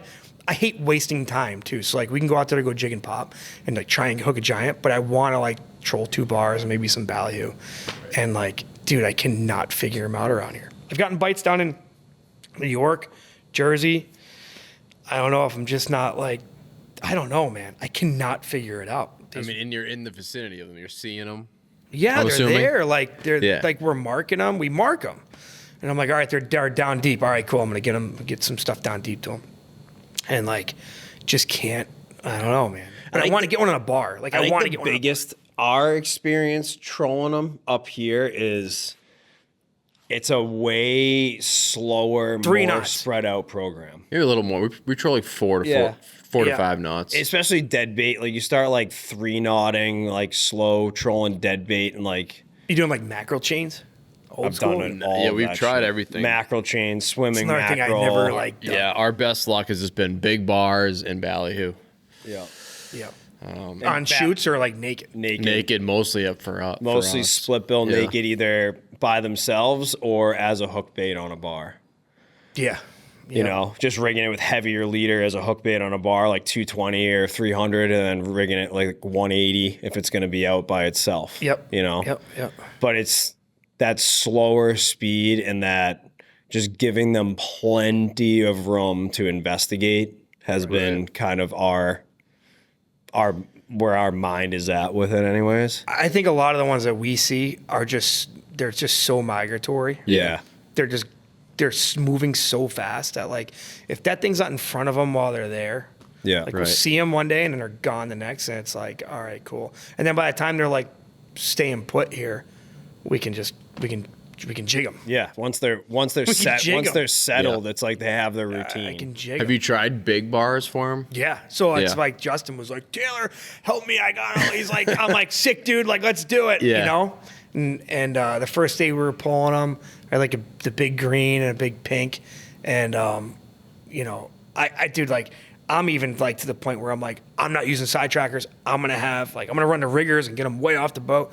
I'm not going to run them in a side tracker. And like, dude, we were doing like all stuff. And then like same shit, dude, Robbie comes out and hooks one on a pink bar, like right. And dude, it's like the boat makes obviously a big difference. Huge difference. Down east trolling. boats Yeah, versus outboard boats trolling, there's no doubt. And so I'm like, dude, what is going on here? I mean, like I said, I've been doing that and hooked like smaller, but we never had like 90 plus inch fish. Like, you know, hook up on that stuff. It's like, but we're literally sending prayers at like that point. Like we're just trying anything, you know. Yeah. Like, What's nuts is like that was the way to catch them. I know. For a while. years. You know, like when the Murray brothers were up here in their prime, it's like all Troll. they did. All I do is all troll. they did. I know. And You go to Jersey, it's all you do. yeah, You know, troll 3 shoots. yep. I do think fish behavior changes though. You know, Oh, like 100%, They dude. react to pressure. You know, like even in PEI where like, you know, the pressure is off, so to speak, from like, you know, boat pressure standpoint. And they still get switched on. They still get super lead shy. They get line shy. They just dial in on different things. Yeah. Like a 20-year-old animal. It's like, I mean, you hunt. And we'll probably chat about that in a little bit too. But like, there's a big difference between like a 3-year-old buck and a 6-year-old buck. It's like the difference between a 65-inch tuna fish and a 105-inch tuna fish. Like, I feel like they can adapt, you know, and they just get smart. They get smart, and then other times they're just so So stupid. stupid. But I think a lot of those stupid times is just when there's so much competitive feed. Right. And there's just such a big biomass that. Right. You know, it's like. You're not marking one fish. Yeah. Trying to get that one fish to No, it's totally different. You're sitting there game. staring at it. You're like staring at your line, your leader. Yep. Everything. It's like they see it. Yep. You know, and that's really like, you know, you were saying like stuff from like other places. Like we bring a lot of stuff other places, obviously, because I feel like we're pretty far advanced on like the jig and pop game. But even like the giant stuff, like for us, like, dude, we get tough bites. Dude, I'm wiping leaders with alcohol. Like we're jigging. And I'm like making sure leaders are clean. You know, we're like going nuts. You know, I'm like, well, dude, you do it for a 100-inch fish. Why are you gonna do it for this? Yeah, it's the same fish. Get you an extra bite. You know, but it's just like I'm always like second guessing it. Like we don't really drop down a lot on leader size. Like some guys will be like, oh, using 40-pound like chunking. I'm like, I'm just using new 60-pound leader. Yeah. You know. Yeah. And you know, it's not because it's free, because I'm not getting leader for free. It's really because I bought 500 yards of it during COVID because I couldn't get it. So I'm like, I don't care about the leader. Yeah. I bought these 2 spools of fluorocarbon. I'm like set for life. Yeah. 60 and 80. That's funny. Oh man. Speaking of leader size, and Nick's here. I'm just going through a couple questions from our Patreon guys, but Nick, who's sitting right next to us, asked, what are you changing up for leader size and length when you're specifically targeting giants on jig and pop? We are using some Japanese leader, Seagar, Manu, 140, it's thin diameter. It's like really thin stuff. We're going from like 1.8, like your traditional like Blue Label, like we can use that too. It really depends what we're doing, but like anywhere from like 140 to 300, like it really just depends how finicky they are. The guys that fish with me, dude, these guys are savages, man. They love like that thing can do 60 pounds of drag. They want 60 pounds of drag. Like fight time is in the back of their head. Yeah. They want to beat this fish in an hour. Like to say they beat 100-inch, 110-inch fish in an hour is like, that's part, like I've caught the fish. Now I want to catch the fish really fast. And then I want to release it. Yeah. Alive. Like, Yes. Very alive. Yeah. And so that's the cool thing about it. And it's really why we got into it too, is like we take time to revive the fish, and use the release hooks and all that stuff. But, jigging, it's kind of like any jigging. You want to try and stay as light a leader as you can get away with, as heavy a leader as you can get away with. Yeah. I would say most of the time we're sitting around 200. Yeah. 200. The water's Same dirty, thing, man. that 6-foot FG. Like, no, the jigging's long, man. They're longer? like 20, 30-foot leader. Gotcha. FG'd, PR'd in, FG'd, they're fine. They hold up just fine. And, I mean, it's just jigging, those things is the same thing, man. It's just like tough. Yeah. You think about like you're marking the one fish, and it's like you're just trying to get them to commit to that jig with one tuna. And whenever I do it, I'm like, I cannot like go full commit on that. So I'm like, all right, let's go get a couple of bluefish or go get something. And it's like always those days, right? Like it takes me 4 hours to get to. I caught 40 the day before on an inshore trip, but I can't buy a bluefish. We're like, running to Montauk. We're running, we're fishing block. We're trying to like get bluefish. And it's like, I got 2, let's go, Yeah. And we had that happen a couple of years ago where we fought all morning to like get bluefish. We go out and then like, dude, literally I ran a giant over like it was a porpoise. We slammed the boat back. We drop a jig, and it was instant. That's crazy. And Henry was with me. He's like, he was like, we wasted all that time. I'm like, dude, this wouldn't have happened if this didn't go on. Yeah. And then we didn't get to bite the rest of the day. Yeah. Actually, we did. We ended up doing like stupid move. We ended up going like south of Montauk. We picked up, ran south of Montauk, went to another bite there, ended up hooking them on the jig. But yeah, it's like, so they can be, dude, they're just as frustrating. It doesn't matter how you're doing it. Yeah. Staring at them. Yeah. We don't see a lot of topwater stuff for them either. It's a lot of jigging. Yeah. A lot of jigging. You know, you get them behind the draggers. If you really want to lose all your stuff, like you can cast whatever you want back there. Yeah. Or just throw a hook bait on and fight them on spinning gear. Yeah. Sounds horrendous. Yeah, there's like it's like 150. It's like PE 10, PE 12, 150. It sounds 150 pound braid. It sounds horrendous because it's out of your comfort zone. It's out of our comfort zone, but I'm being a little sarcastic. Yeah, No, I know we're all just around, but the way stuff has come and just the knowledge on fighting them on the lighter gear, it's shocking to me. Like if we had this conversation 5 years ago, I'd be like, you are out of your mind. Yeah, fishing. targeting 90 inches with spinning rods. And like, now what? it's like, dude, these guys all day long. These guys are doing it. I'm watching these OBX videos. These guys are getting 100 inches. 30 fish a day. Yeah. Yeah. Like quick. Yeah.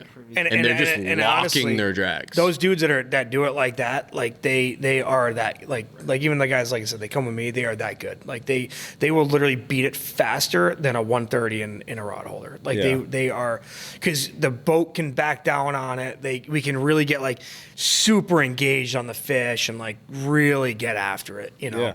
And you have more leverage at the end of the day, especially on a calm day. Relentless. They are relentless. Yeah. Relentless. And calm day, way more leverage, stand up. You can maneuver the rod. You can pump the rod, 130. Drive the boat away from them. Plane them up, change angles. I think the big thing, too, is that they're fishing like they have nothing to lose. Like, that's the difference. Like, when have that one bite on the 130, like, we're kind of, even though we're on a 130, we're kind of babying the fish along. Yeah. But to the spinning rod fish, like they're just locking it up and just going to town. Full send. If the hook's not in them right, they're losing the fish. You need to be. There's no like in between. Yeah, you need to be. You need to go into the game knowing that something's probably going to break. Right. Like you're going to blow. There's a good potential you're going to blow up a Stella. You're going to blow up a Saltiga. You're going to blow up your break rod. A hook, You're break a split ring, dude, something. We broke everything. Everything. Like, I broke everything with those guys. I mean, we broke handles because they're putting too much torque. Broke the shaft right out of a rod. Now you're tying the main line onto another line and trying. Dude, we swapped a 30K out one day. We broke the shaft on a 30K because they use these extended handles. We literally snapped the shaft on a 30K because they're putting too much torque on it. So then we take the spool, we loosen the spool up. One guy's holding it, trying to keep some drag on the fish. It's a giant. Or he's got the spool. We loosen up the reel, change the body out, change the whole reel body out, put it up, put the spool back on, crank it down. All right, we got it. Like, that's savage. Like that is very savage. That is savage. Switching spools. Crazy. Basically stuff, hand lining a giant on a tin crazy can. Stuff. The day before when I got to OBX, they did it. They swapped. They had one on a 25, Talica 25. I forget what happened. Oh no, sorry, not. It was on a spinning rod. They blew up the anti-reverse, so they couldn't do anything with this fish. So they let a bunch of line out, and then tied it off to a 50 and dragged it in. And I say 50. It's a Talica 50 jigging rod. Yeah. They're jigging with a Talica 50. The stuff is wild, man. And it's like so cool. It's so cumbersome and such a weird feeling to like do it. But when you can do it and be successful, it's definitely it makes it worth it. For sure. Yeah. For sure. It's wild. I love it. I do love watching it. I love watching those guys like literally get their ass kicked too, which is pretty fun. I just love when people have never done it and then they, you hype up the power of these things and then you see the look on their eyes, the first time. They're like, holy shit. Like even on the big gear. Yeah, no, 100%, dude. That's 40 pounds of drag and they are stripping it like it's nothing. Most of the time it impresses people, but there are the few fish that I can recall that were like the whole ride out. You're like, you should see these things pull. They pull. It doesn't matter the drag. They're the strongest fish you'll fight. And then you hook one, and the thing's like lays on its side in 15 minutes, and you're like, it has 7 other long line hooks in its mouth. Yeah. Yeah. It's like, yeah. They're a little underwhelmed. They're like, really? Like, oh. Yeah, that was me. The boat over there just let it go, and we just hooked it now. Yeah, that's me going to OBX. No, every once in a while, I'm sure you've seen it. You get a fish, and it's just different. They are all different. They are all different. And but then you get those ones that are just really, really mean. Yes. Really mean. Yeah. You know, you get that 90-incher, you're like, dude, this thing's a stud. Yeah. You get it, you're like, are you kidding me? Yeah. Like, this is it? Yeah. Like, Yeah. come on. We did that tournament with Robbie. We had one, we doubled up, and we're like, all right, which one are we gonna cut? Like, if these things start getting like crazy, like, which one are we gonna release? You know, we're like trying to look at the rod tips and like judge which fish is bigger. And then we get the one fish aside the boat, it's like 90 inches. We're like, all right, I guess we're gonna release this one. The other one seems bigger. It was, thankfully. That's good. That's a good call. But it's It almost never happens. making the right decision. Yeah. You've made a dumb decision anyway by charter fishing for a living, so it's like Might as well keep it rolling. you might as well just continue. Yeah. This episode of the SeaBros Fishing Podcast is brought to you by Satfish, your all-in-one map resource to help you find offshore game fish like tuna, mahi, and marlin.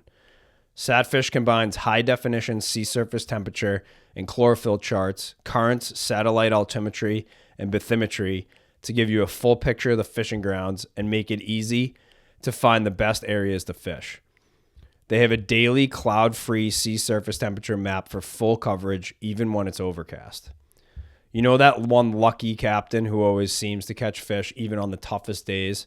Odds are he's staying right on the productive temperature and color breaks with Satfish instead of wasting time and fuel searching through lifeless water. Best of all, they specifically built their mobile app to work offshore and offline when you're out in the grounds. Just load up the latest charts when you're at the dock, and they'll automatically get saved for offline use when you lose cell service. You can use Satfish your entire fishing trip to track your position and stay right in the bite zone. We've had a couple of seasons to play around with it now, and it's got excellent northeast coverage for you canyon fishermen out there. It's been a great tool for us finding bluefin on our own near-shore tuna grounds, and Satfish is an invaluable resource for anyone from weekend warriors, charter captains, to marlin tournament pros. For just $129, you get full access to all of Satfish's maps and resources for an entire year, and you can save $20 on your first year's subscription by using code SeaBros at checkout. Satfish even comes with a 30-day free trial, so you can try it out before you buy. Level up your offshore game, check out Satfish, and see for yourself why it's the science of being lucky. You had any scary moments out there? Yeah, man.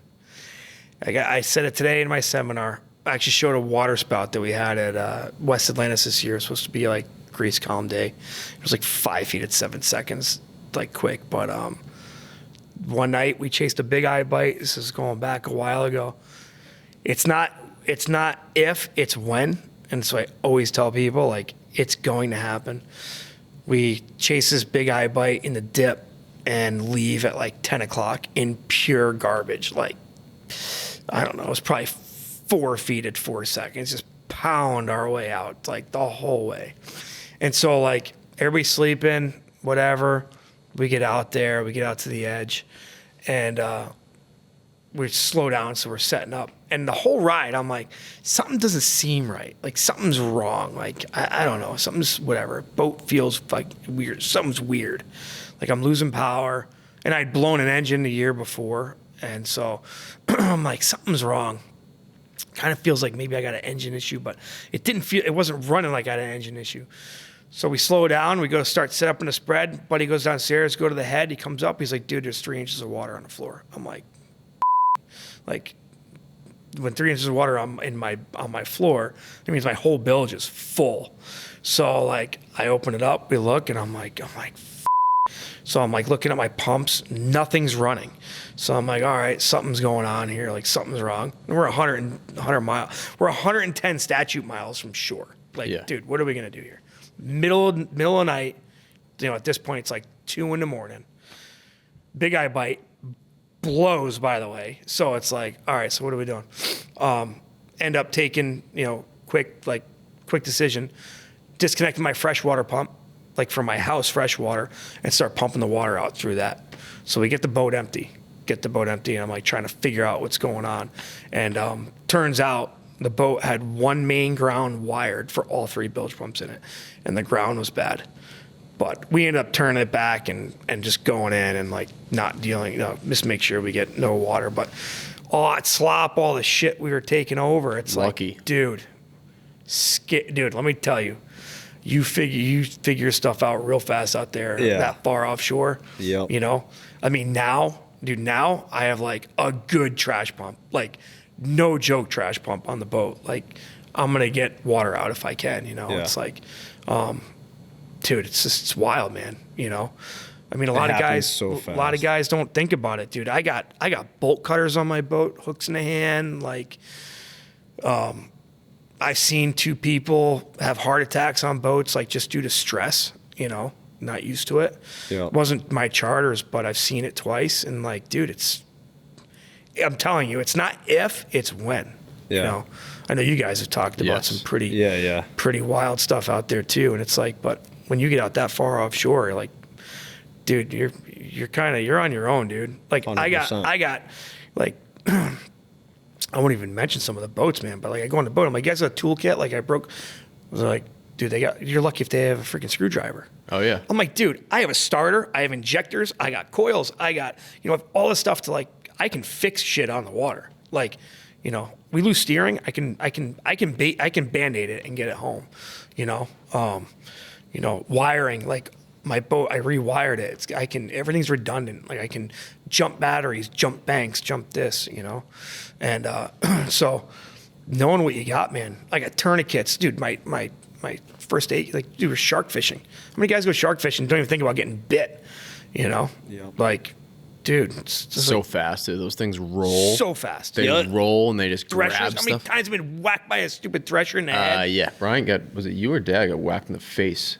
I think it was my dad got tail whipped in the side of the face. And the other thing to go along with that is the training too, right? Yeah. Oh, like it's one thing to have it, but it's another thing to like know how to use it. Oh yeah. And like to have people like put their hands on it in the boat. Like our ditch bag is, you know, just saying our ditch bag is here. Like I want you to physically go locate our ditch bag. Dude, I got a hard pack. Yeah. Dude, I got a hard pack.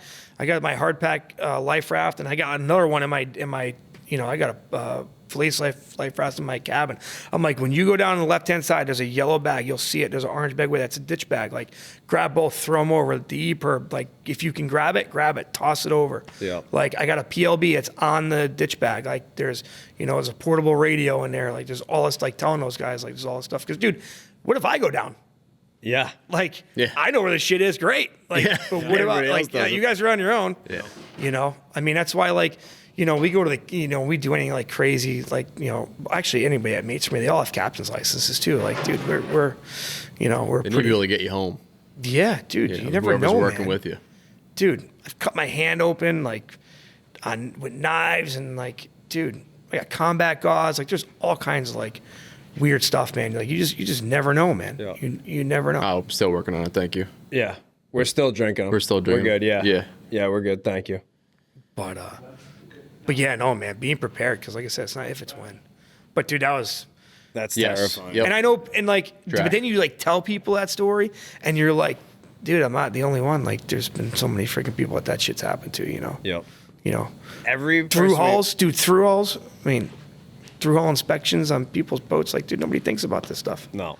I've had quite a few people reach out to us over the years for like guide trips. Like, hey, do you come on the boat? And you know, can I basically hire you to go fishing on our boat? And we always have that initial meeting, you know, I do the same thing. A month before we go on the boat. We don't really do as many anymore, but it's almost always safety. You get down there and it's like, they don't even have dock lines. Nope. They don't have, you know. That's why I had that. And they want to go tuna fishing. And you're like, whoa. We're like, back up. Like, we have a lot more to go through. Can you get off the dock? Do you know how to use your engines? You know, like, can you use your what transducers? Start the motors with the outboards like, do you out understand of the water? How like you know, ranging on your radar and matching it with your GPS and like everybody has to learn, but feel like fishing wise, people just I'd rather learn jump the gun, not out there. Yeah, 100%. You know, I mean, things are gonna break, dude. Especially when you run like center consoles and you run them hard, like, dude, things are gonna break. Like, I've broken the stud for my electronics, my run to the front for my overhead electronics. Like, that's popped off before, and like, I'm like, all right, well, nothing's working up here, so I know that I got no power. Like going to back, I'm like, yeah, stud broke. I mean, it's good you got the mechanical background though. Yeah. It stills that confidence. You still got to have like some knowledge, man. You can't just like wing it. Yeah. Dude, you have paying customers on the boat that are literally paying you to like survive. Yeah. Yeah, exactly, dude. Like, exactly. It's like, dude, it gets, I don't know. Like I said, I've been there. I've had those bad experiences. And I'm like, I'm not allowing this to happen. Yeah. You know? And I may be a little like rigid and sometimes like, you know, sometimes when we're out there, I'm like just not in like shitty conditions or something's wrong or whatever. And I'm just not in the mood to be, I don't want to talk to anybody. I just want to like do my thing and get back. Yeah. But like, you know. It's tough to do when you got the neck breather customer asking you 100 questions. God, they could be. But it does put you through the ringer. It teaches you how to deal with that added stress, you know? Yeah. Dude. The best is the guy that comes in the boat and he's like, he goes, so have you ever caught a 49-pound striper? And I'm like, I just looked at him, I go, is this you telling me that you caught a 49 striped bass? He goes, how'd you know? Tell me your story. How'd you know? Yeah. Literally, it's 49 pounds. I'm like, dude, you can't even go 50. That's pretty That's specific. Their intro. I love our charter customers. I love when people open themselves up like that because then you're like, all right, I can bust your balls all day. But that's what makes it so fun. Yeah, totally. That's really does what makes it fun. Honestly, the differences of people, you know? I feel like there's very few settings nowadays where you can bust balls like that. Oh, like unload. Unload. Yeah, like people yeah. are getting offended. You know, it's just like, dude, we're out here having a good time. You know, we don't know what's going to happen. You know, we could catch nothing. So we might as well like. Oh, you guys, you might as well mess with each other. Oh, God, dude. Yeah. We don't have many so options. Stressed out. I couldn't do it. At least me, I'm like, all right, this sucks, dude. Like, let's just go run. And I can listen to the motors and like just whatever. Yeah, but you guys, it's like can't go quiet. anywhere. It's quiet. Dead quiet. The motor, everything's Hey, off. I'm bored. Can we jig bait? No, you can't jig bait for the rest of the day because we won't hook a tuna. They're like, so we just need to sit here the whole day without fishing. Yeah. You guys need like, chessboards and solitaire. We have cards. We have it. Well, last year we didn't have them. It's terrible. Oh, it's terrible. Usually it's okay. We usually make it through. You know, usually make it through. We just tell people. Michael Jackson jokes usually. Yeah. All kinds of jokes, man. Holy shit! I've had some good guys on the boat too that give you some like really good jokes. Oh man, really good jokes. I like when like there's a corporate group and you just figure out who the boss is, and then you just make it your goal to just F with the boss the whole day because the whole rest of the crew love you. Oh, yeah. You know what I mean? You take him out at the knees right away. Bring him right down. Mike, here's a good one. Back to bananas and fun customers. So we had a lot of bananas last year, man. Like more than like the previous Banana 5 smugglers? years. Yes. Oh, good. I love We it. caught a lot of them early before we even left. So we had like a marginal conditioning day, like marginal, I mean like 2 to 4 is like completely fishable in the big boat, like 25, 30 mile run. And they brought an entire bushel of bananas. So I made them all eat them at like 2 o'clock in the morning. Like At the dock? At the dock, barely awake. Like made them get off the boat. Empty stomach bananas. Empty stomach bananas. Dude, I got everyone on that boat seasick immediately. Immediately. And I felt like I felt horrible, but at the same time, they That was on the big boat? yeah. Yeah. Oh, like I'm talking Good old Diesel helping him out. like Taylor and I were the only best. humans awake for the entire day. The For diesel most banana part. cocktail. Oh man. First thing in the morning. I had a guy, a group in New York, and they had the jig and pop. They come out, and it's like one of those days where like we try to talk him out of it. We're like, dude, this is probably not going to be a good day. No, we want to go. We paid. I'm like, all right, fine, no problem. Let's go. So we hightail it like, I don't know, 50 miles. And it's sloppy. Like it's, I think it was out of the east and it was like really shitty. And so we get out and they're all sick. Like every one of them, dude, like out cold, sleeping. Like they're sleeping all day. So this is me and the mate. We're jigging. It's slow. East wind, it's just slow. Fishing slow. It's terrible. I think we end up catching like maybe one bluefin or one yellow. We did cook one fish. So at that point, like one guy was able to like get up and fish for a little while, and then he went right back down. So we get back, and I'm like, dude, no, it's the shittiest feeling in the world, man. Like you don't bring back a fish, like you don't understand. I'm more mad than you are. Like I'm literally more pissed off than you are. Yeah.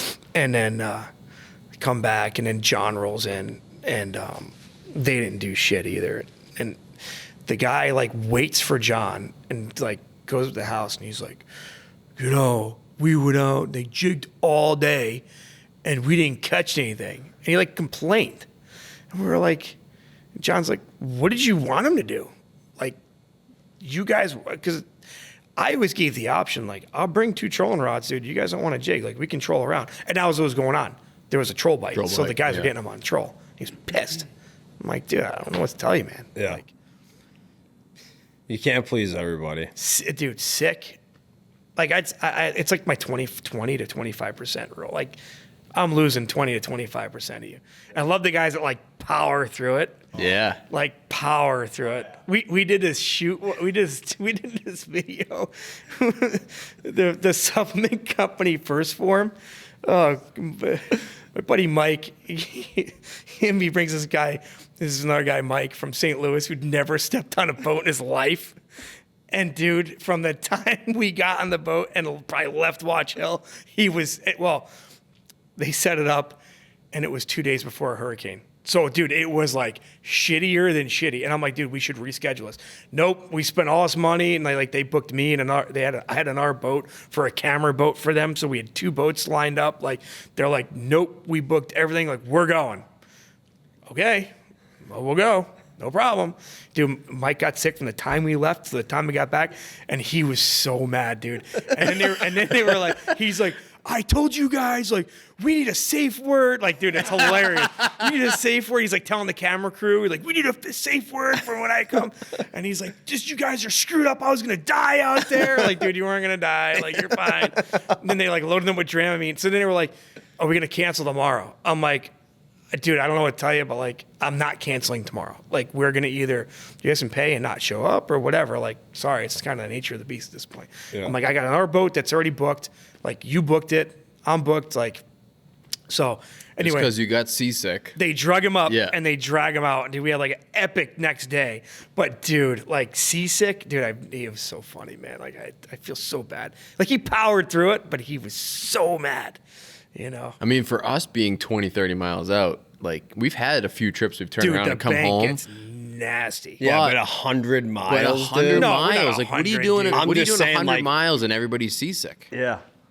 It is what it is. You know how many times I've been out there? Like, it'll be like me and the big game guys, and Brian will get out there and be like, "Yep, we're going home, dude. See you later. Guys are sick." I'm like, "Seriously?" It's the worst. He's like, "Yep, we're going home." And they turn around. Like, I've done it. Our dad's favorite seasick line, if someone's puking, he goes, just remember, if you start throwing up hair, swallow, because that's your asshole. We went on this bass trip down at, we went to Block, we were bass fishing, and it was like the storm was in the morning, so we waited to the afternoon. And it was 2 clients of mine who'd fished with me offshore before. They decided it'd be cute to bring their girlfriends bass fishing. So, number 1, taking your girlfriend bass fishing on a charter, epic failure. But anyway, we get out to Block, and it's rough. And so it's not bad, but it's like Southwest Ledge, man. It's swelly out there. So we get there, do one drift. The girl's like, I gotta go to the bathroom. Mind you, I said before we left, like, go to the bathroom now, because you are not gonna want to go down in the head out there. It's gonna be swelly at the beginning, and then it'll calm down as the night goes on. I go to the bathroom. I'm like, you don't have to go. I'm like, you don't have to go to the bathroom. I'm like, you just went. He's like, you're not 3. So anyway, I go to the bathroom. I'm like, okay. No problem. So now I'm like, just close the cabin door. Don't go in the head and close that door. Like, close the cabin door, because I don't want you to like get sick down there. I'm fine. Okay. Dude, next thing you know, a door comes like flying open. She's hurling. Like, so now I'm like, and that's the way I was doing the trials. Like, you guys tell me when you're done. Yeah. So I'm like, you guys done? She's like, yes. The other 3 are like, no. I'm like, another drift. So we did the drift, and now it's like she's yelling, she's mad. She's like, I'll never talk to you guys again. I'm like, another drift. All right. Because drifts at block are fast. Like, it's like 15, 20 minutes. So we go back up. Like, we do this like 3 or 4 more times. Fine. She's like, if we don't go back, I'm never talking to you or you, and I'm definitely leaving you. I'm like, oh boy. They're like, last drift. We're done.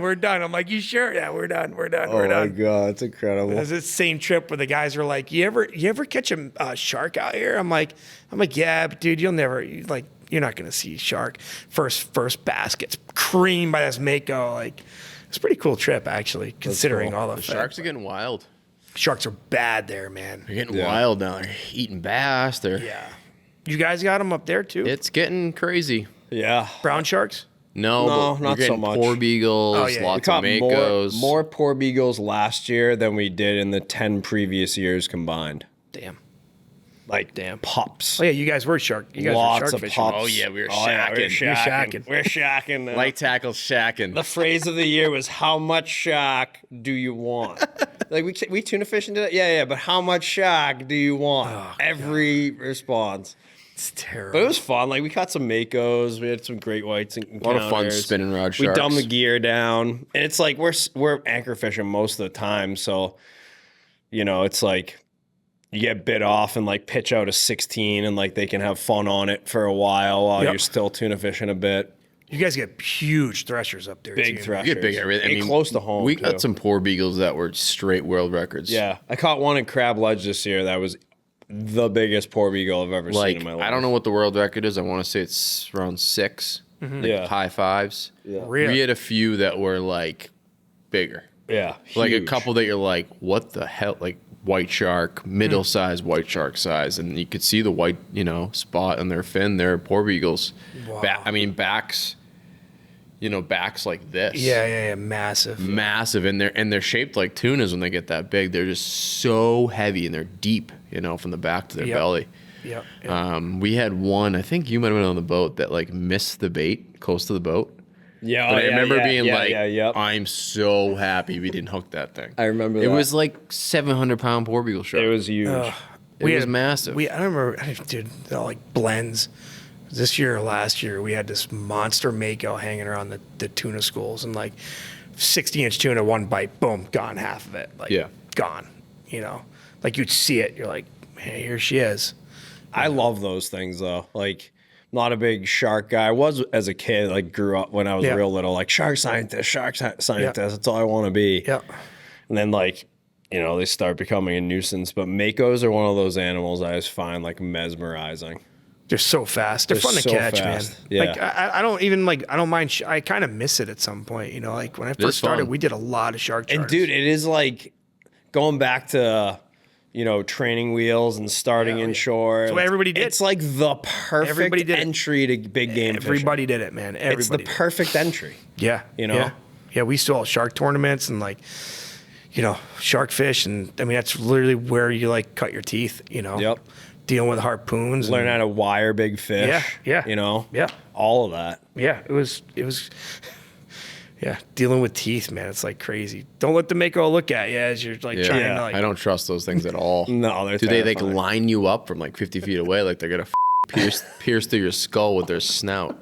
Oh, dude. Yeah, I've definitely seen some big ones of those over the years, but I love it. Before we go any more, Anything else? do you gents have any questions? We got a couple. For those of you who are listening that aren't familiar with our setup right now, you'll see it on the video version, but we're at Castafari After Hours podcast with Kevin. We had a bunch of people here, been running late, had a few people dip out, but if you guys have any questions or anything. Question is, what are you using for aftermarket handles? So there's some stuff available in the States, but stuff from Japan. I get these crazy psychos that fish with me, and I'm like, dude, I need one they're making me 130 handles. Really? Cool. Yeah. So they're gonna have like these crazy 130 handles. He's like, dude, I'm like, really? He's like, dude, you don't understand. Like, they're sick. Sounds like you need to talk to him after this and maybe get a contact. I'd love to It's some dude, like, literally, I don't know, it's probably some guy in a machine shop in Japan, like, making them. I love to see what they are. Yeah. I mean, like, obviously we're pen guys but I mean, we put so much use and abuse. I don't care what brand it is. You're breaking shit. You're breaking handles. 100%. But they say that it's just smooth. These are obviously for a Tiagra, but they say it just it changes the whole reel. Yeah. Like, I'm like, all right. Try them out. I'll check it out, Yeah. It's pretty cool. But yeah, a lot of that stuff's all like custom, from over there. Anything else? Anybody else? Nada? Believe it or not, we've been going like almost 2 hours. Guys. Yeah. Really? I'm ready for nut nights. I just, changing handles break shit. It's the only problem. Yeah. The companies don't like when you change shit like that. Yeah. Changes the torque and all that stuff. Yeah. God, dude, like, Big time. You want to break shit? That's what you start doing. Yeah. Changing handles. Oh God, dude. I think the one that Henry had was like 140 millimeters. It was huge. It's like, I'm like, how is that thing even comfortable? And you realize it's like weird. But then all of a sudden you're like, oh, it actually like makes a difference. You know? Until you break it off. But then those gears in there are like not happy. It makes sense picking up, what you're dropping because you have such a more action in the rod and the way that you're fighting. But like from a leverage standpoint at the reel, it must be so much. Dude. Yeah. You're just smoking the inside of the reels. Pinions we've blown out. Yeah. Like these guys are blowing stuff up. And you're not mad at the reel. Yeah. Like this is just like you have to adapt to that mentality that you're just gonna break ruining shit. things. Yeah. You're ruining things. Like it's just gonna happen. Yeah. You're gonna try and you're literally trying to force a fish of that size Yeah. to do it. And when you're trying to force a fish of that size with sometimes inexperienced anglers, it adds a whole nother level of And that's why I don't do torque it. and pressure. Like, dude, if like somebody called me and was like, I want to catch a giant on a spinning rod, I'd be like, sorry. Yeah. I get the guy in the boat, we got 130s out, and I'm like, all right, yeah, you can jig and like we can try it, but I'm not gonna be like, here's a full throttle setup target it, to go do it, because dude, it's asking for the fish to have leader, braids sticking out of its face, and I don't know. At the end of the day, man, you got to worry about I still worry about the fishery. 100%. Yeah. Yeah. You want to set that good example. How many guys don't swim fish, man? Like, it drives me nuts. Yeah, it drives me crazy. The gaffs in the face first is what drives me nuts. Yeah. Gaffs in the face. Trying to get a lure back, so you're gaffing them 3 different gaffs in the thing's face, and and I get the frantic moment of like you're trying to like get the picture combined with get the lure out and all that. It's also the barrier to entry now from like an experience perspective is so much less than it was like when we started. Like, oh God, the YouTube education to getting to the point of being able to like at least hook them. Yeah. You forego all the other stuff. Yeah. Yeah. Like I said, dude, when we started, 3 bites is a home run. Giants didn't exist. We didn't have them. That was a Cape thing. Yep. You had to go to the Cape. Yep. Now it's like, well, you guys are in Rhode Island. You guys get giants. You guys get this phenomenal fishery. It's like, yeah, it's really good. But And you can't take it for granted, right? no, Be man. gone. It's just. I mean, we experienced that this year. Yeah. I mean, we had like the best 10 years of our lives up until, and it was still good. Like if you were to like look back 10 to 15 to 20 years prior when like we were little and like doing our summer reading while chumming on the boat and shit. Still a great year. It's still a great year this past year, but it really just makes you reflect back on like, dude, like a couple years, it was like, if we didn't have 3 or 4 bites on giants in a day and home by like 1 o'clock in the afternoon, we were like, it was all right. We had a bite. Like saying to my wife, she's like, you had a bite, you got a 700 pounder, and it was an okay day. Dude. We had fish like 15 miles off Montauk Point. Like, dude, it was wild. Like this bluefin fishing this year was phenomenal. Like small fish, don't get me wrong. There was 40 inches, 50 inches. But the fishing was phenomenal. And dude, I'm using like, we're running. What time you want to leave, Cap? Oh, if we leave at 4, we'll make it there for sun up 5.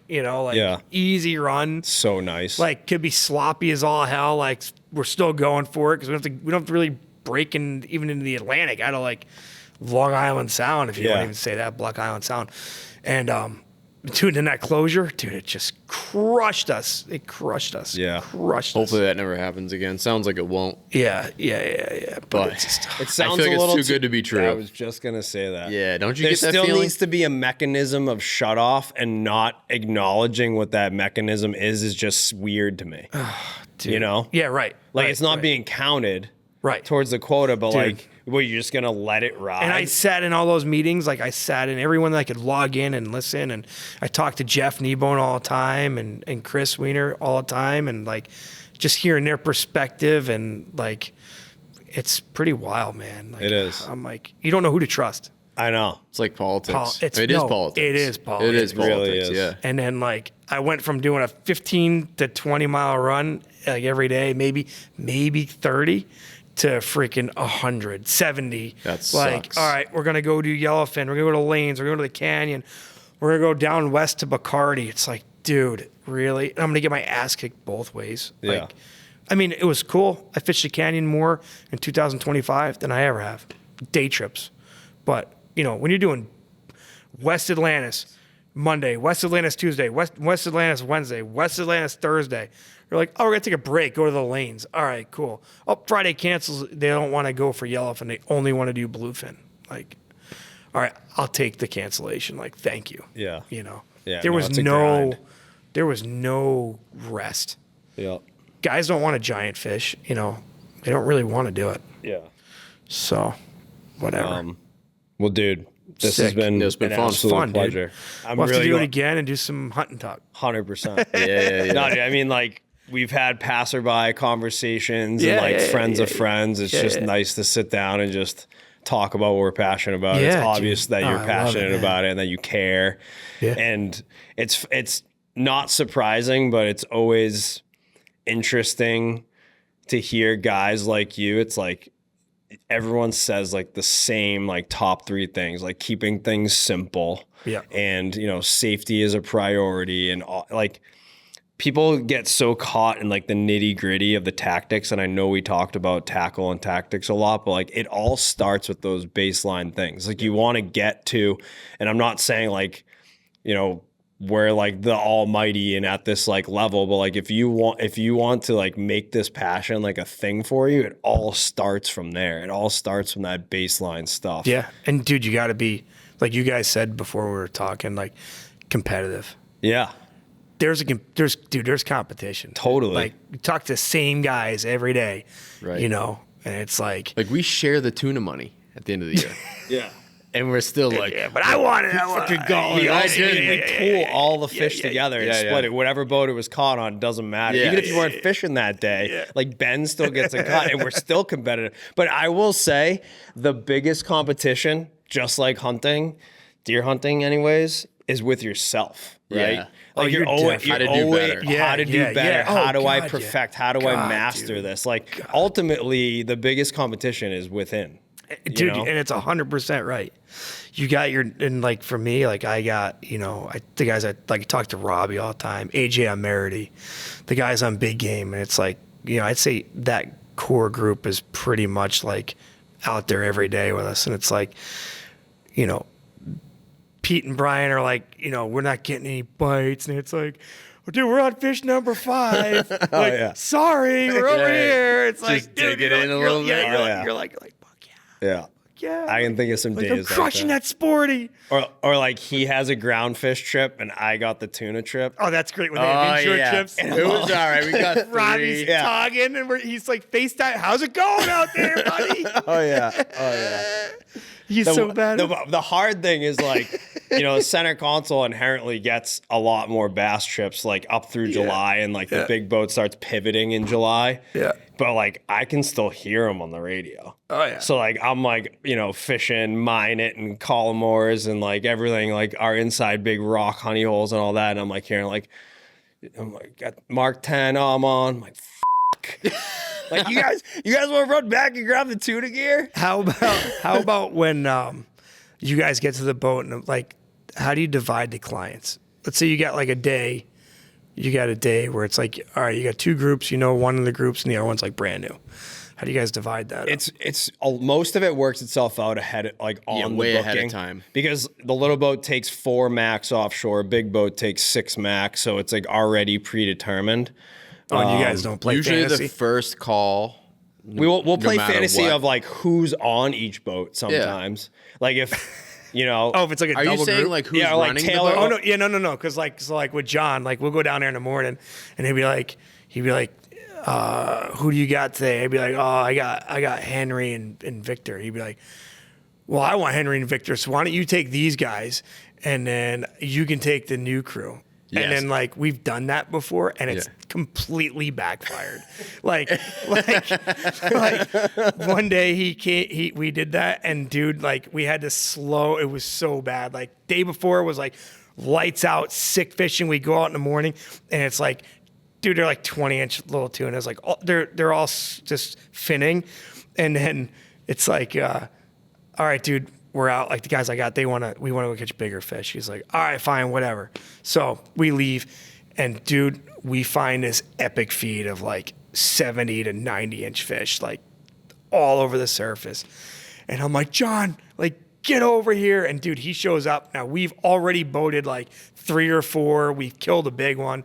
We've released a bunch, and he's there, dude. He's 10, 15 yards off our boat, and they are breaking fish off left and right. Dude, he's like, in the motors. We just broke it off the side of the boat. We just snapped a rod. Like, dude, like it's like when everything can go wrong, it can go. And then like, you know, your stress level is like increasing. It's like things is getting progressively worse. And we got back to the boat. He was so mad. Like, I just remember how mad he gets. He's like, you know, why'd you have the A team today? You know, I'm like, sorry, dude. Like 100% those fish were massive. Like, you were not stopping these without good guys. And Yeah. Our phrase to each other before the first boat leaves the dock is, "I hope you come in second." yeah, it's awesome. Every That's day. 100%, Morning, you know? dude. The competition. Like, Oh yeah.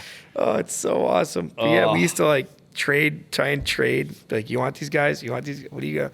I don't know who they are. Or like, John will call and be like, hey, can you run a boat for me? I'm like, yeah, no problem. Go down. I'm like, who do I got? He goes, I don't know, dude. Good luck. I'm out of here. And he fucking pulls off and leaves. And I'm like, well, thanks, dude. Like, all right, cool. Yeah. And then, you know, usually it works out. Like, it's never really that bad of an experience. But like, oh God, it's just, it's so annoying when you know that they have like all-stars. Yeah. And then you're going to. But sometimes you smoke them with the new I guys. think the best you crews soar are with the turkeys. the brandy You new soar people with the giant fishing is the best crew. The person from Idaho gets the giant. The guy that's fished all around the world, he gets skunked. The amount of times I've caught and killed one with a guy that's never been on the ocean before is exponentially higher than like we have guys that have booked us 5 years in a row and they finally get one on the 5th year. And then we have guys that have never been on the ocean, you get 4. It's just nature of the beast. That guy listens. Yeah. Yep. And they have no expectations. That's the big thing. They're not comparing the day to anything else. They're just out enjoying the day. Whatever happens, happens. Right. And we have some guys that are hardcores that are like that too, and usually have great luck with them. There's one sitting right there. Yeah. Has great luck on the boat because he just goes out and knows it's another day tuna fishing. Yep. You know, and now it's at the point with him where it's like borderline don't need a mate if he's on the boat. Right. You know, so that's nice. I love those guys. So then you're faster. Yeah, you're faster, you're more efficient. Like once you can get your return customers to that level. Yeah, I definitely got it's like a guys, whole nother war machine. Fun. You're 18, you know? man. Yeah. Totally. The guys call, they're like, you know, and you have an open, somebody cancels, you're like, dude, you want to go? Like, yeah, I'm in. Yeah. Sweet. It's good. They know the program. It's going to be good They don't tomorrow. even care. Like, I love those guys. Like, Capt, whatever you want to do, like, let's just go do it. You want to go deep drop? Let's go deep drop. You want to go do this? Let's go do this.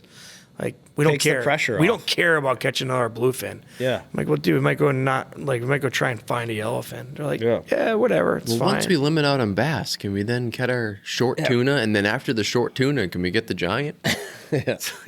And some days it does work that way. Yeah, exactly. But most Grand days, slam. no. Well, thank you again. Sick, boys. Before we shut it down, can you state all your charter information for the folks? Yeah. So bluelinesportfishing.com. And I'm actually running, so I ran out of Watch Hill for almost 11 years. Now in Mystic, Connecticut. So I'm just a little bit over to the west. Yeah, Instagram, Blueline Sport Fishing. I don't even know what I am on Facebook. I don't really use it much, so. Same. But that's good enough. I think it's Blueline Charter or something. But yeah, it's all there, man. I mean, we're ready to rock and roll, dude. We start squidding May 1st, and then tuna's not. It's not like not a thing. Like you want to go in May. I'm all in. Yeah. I can, like I said, I can do Oceanside, New York, Long Island. We can run up here, whatever. That's great. Giants, somebody's got the gear. Dude, let me know. We'll do it, I love it. I always like different things. So Yeah. I like the guys that just, like I said, they'll do anything. Yeah. No, it makes it so much fun. Oh, dude, it's a freaking blast. Sitting there with this blizzard and all this crap going on. You're It like, feels good to be talking like this, though. oh, God. That's good. Well, thank you again. Yeah, We're gonna thanks end for this coming. on OG's 3 words of fishing wisdom. Remember, you can't catch them if you don't have a hook in the water. Always trust your instincts. And the last one, you'll have to keep listening. Stay tight, everybody. Thank you very much for tuning in to the SeaBros Fishing Podcast. If you would like more information about today's guest, our episode, and show sponsors, or if you want to order hats and apparel, please visit our website at SeaBrosFishing.com. You can also stay up to date on all the latest SeaBros Fishing content and podcast episodes by following us on Instagram at SeaBros Fishing. Finally, to book a trip with us through our family-run charter fishing company, please visit MassBayGuides.com or see our latest updates and fishing reports by following Mass Bay Guides on Instagram and Facebook.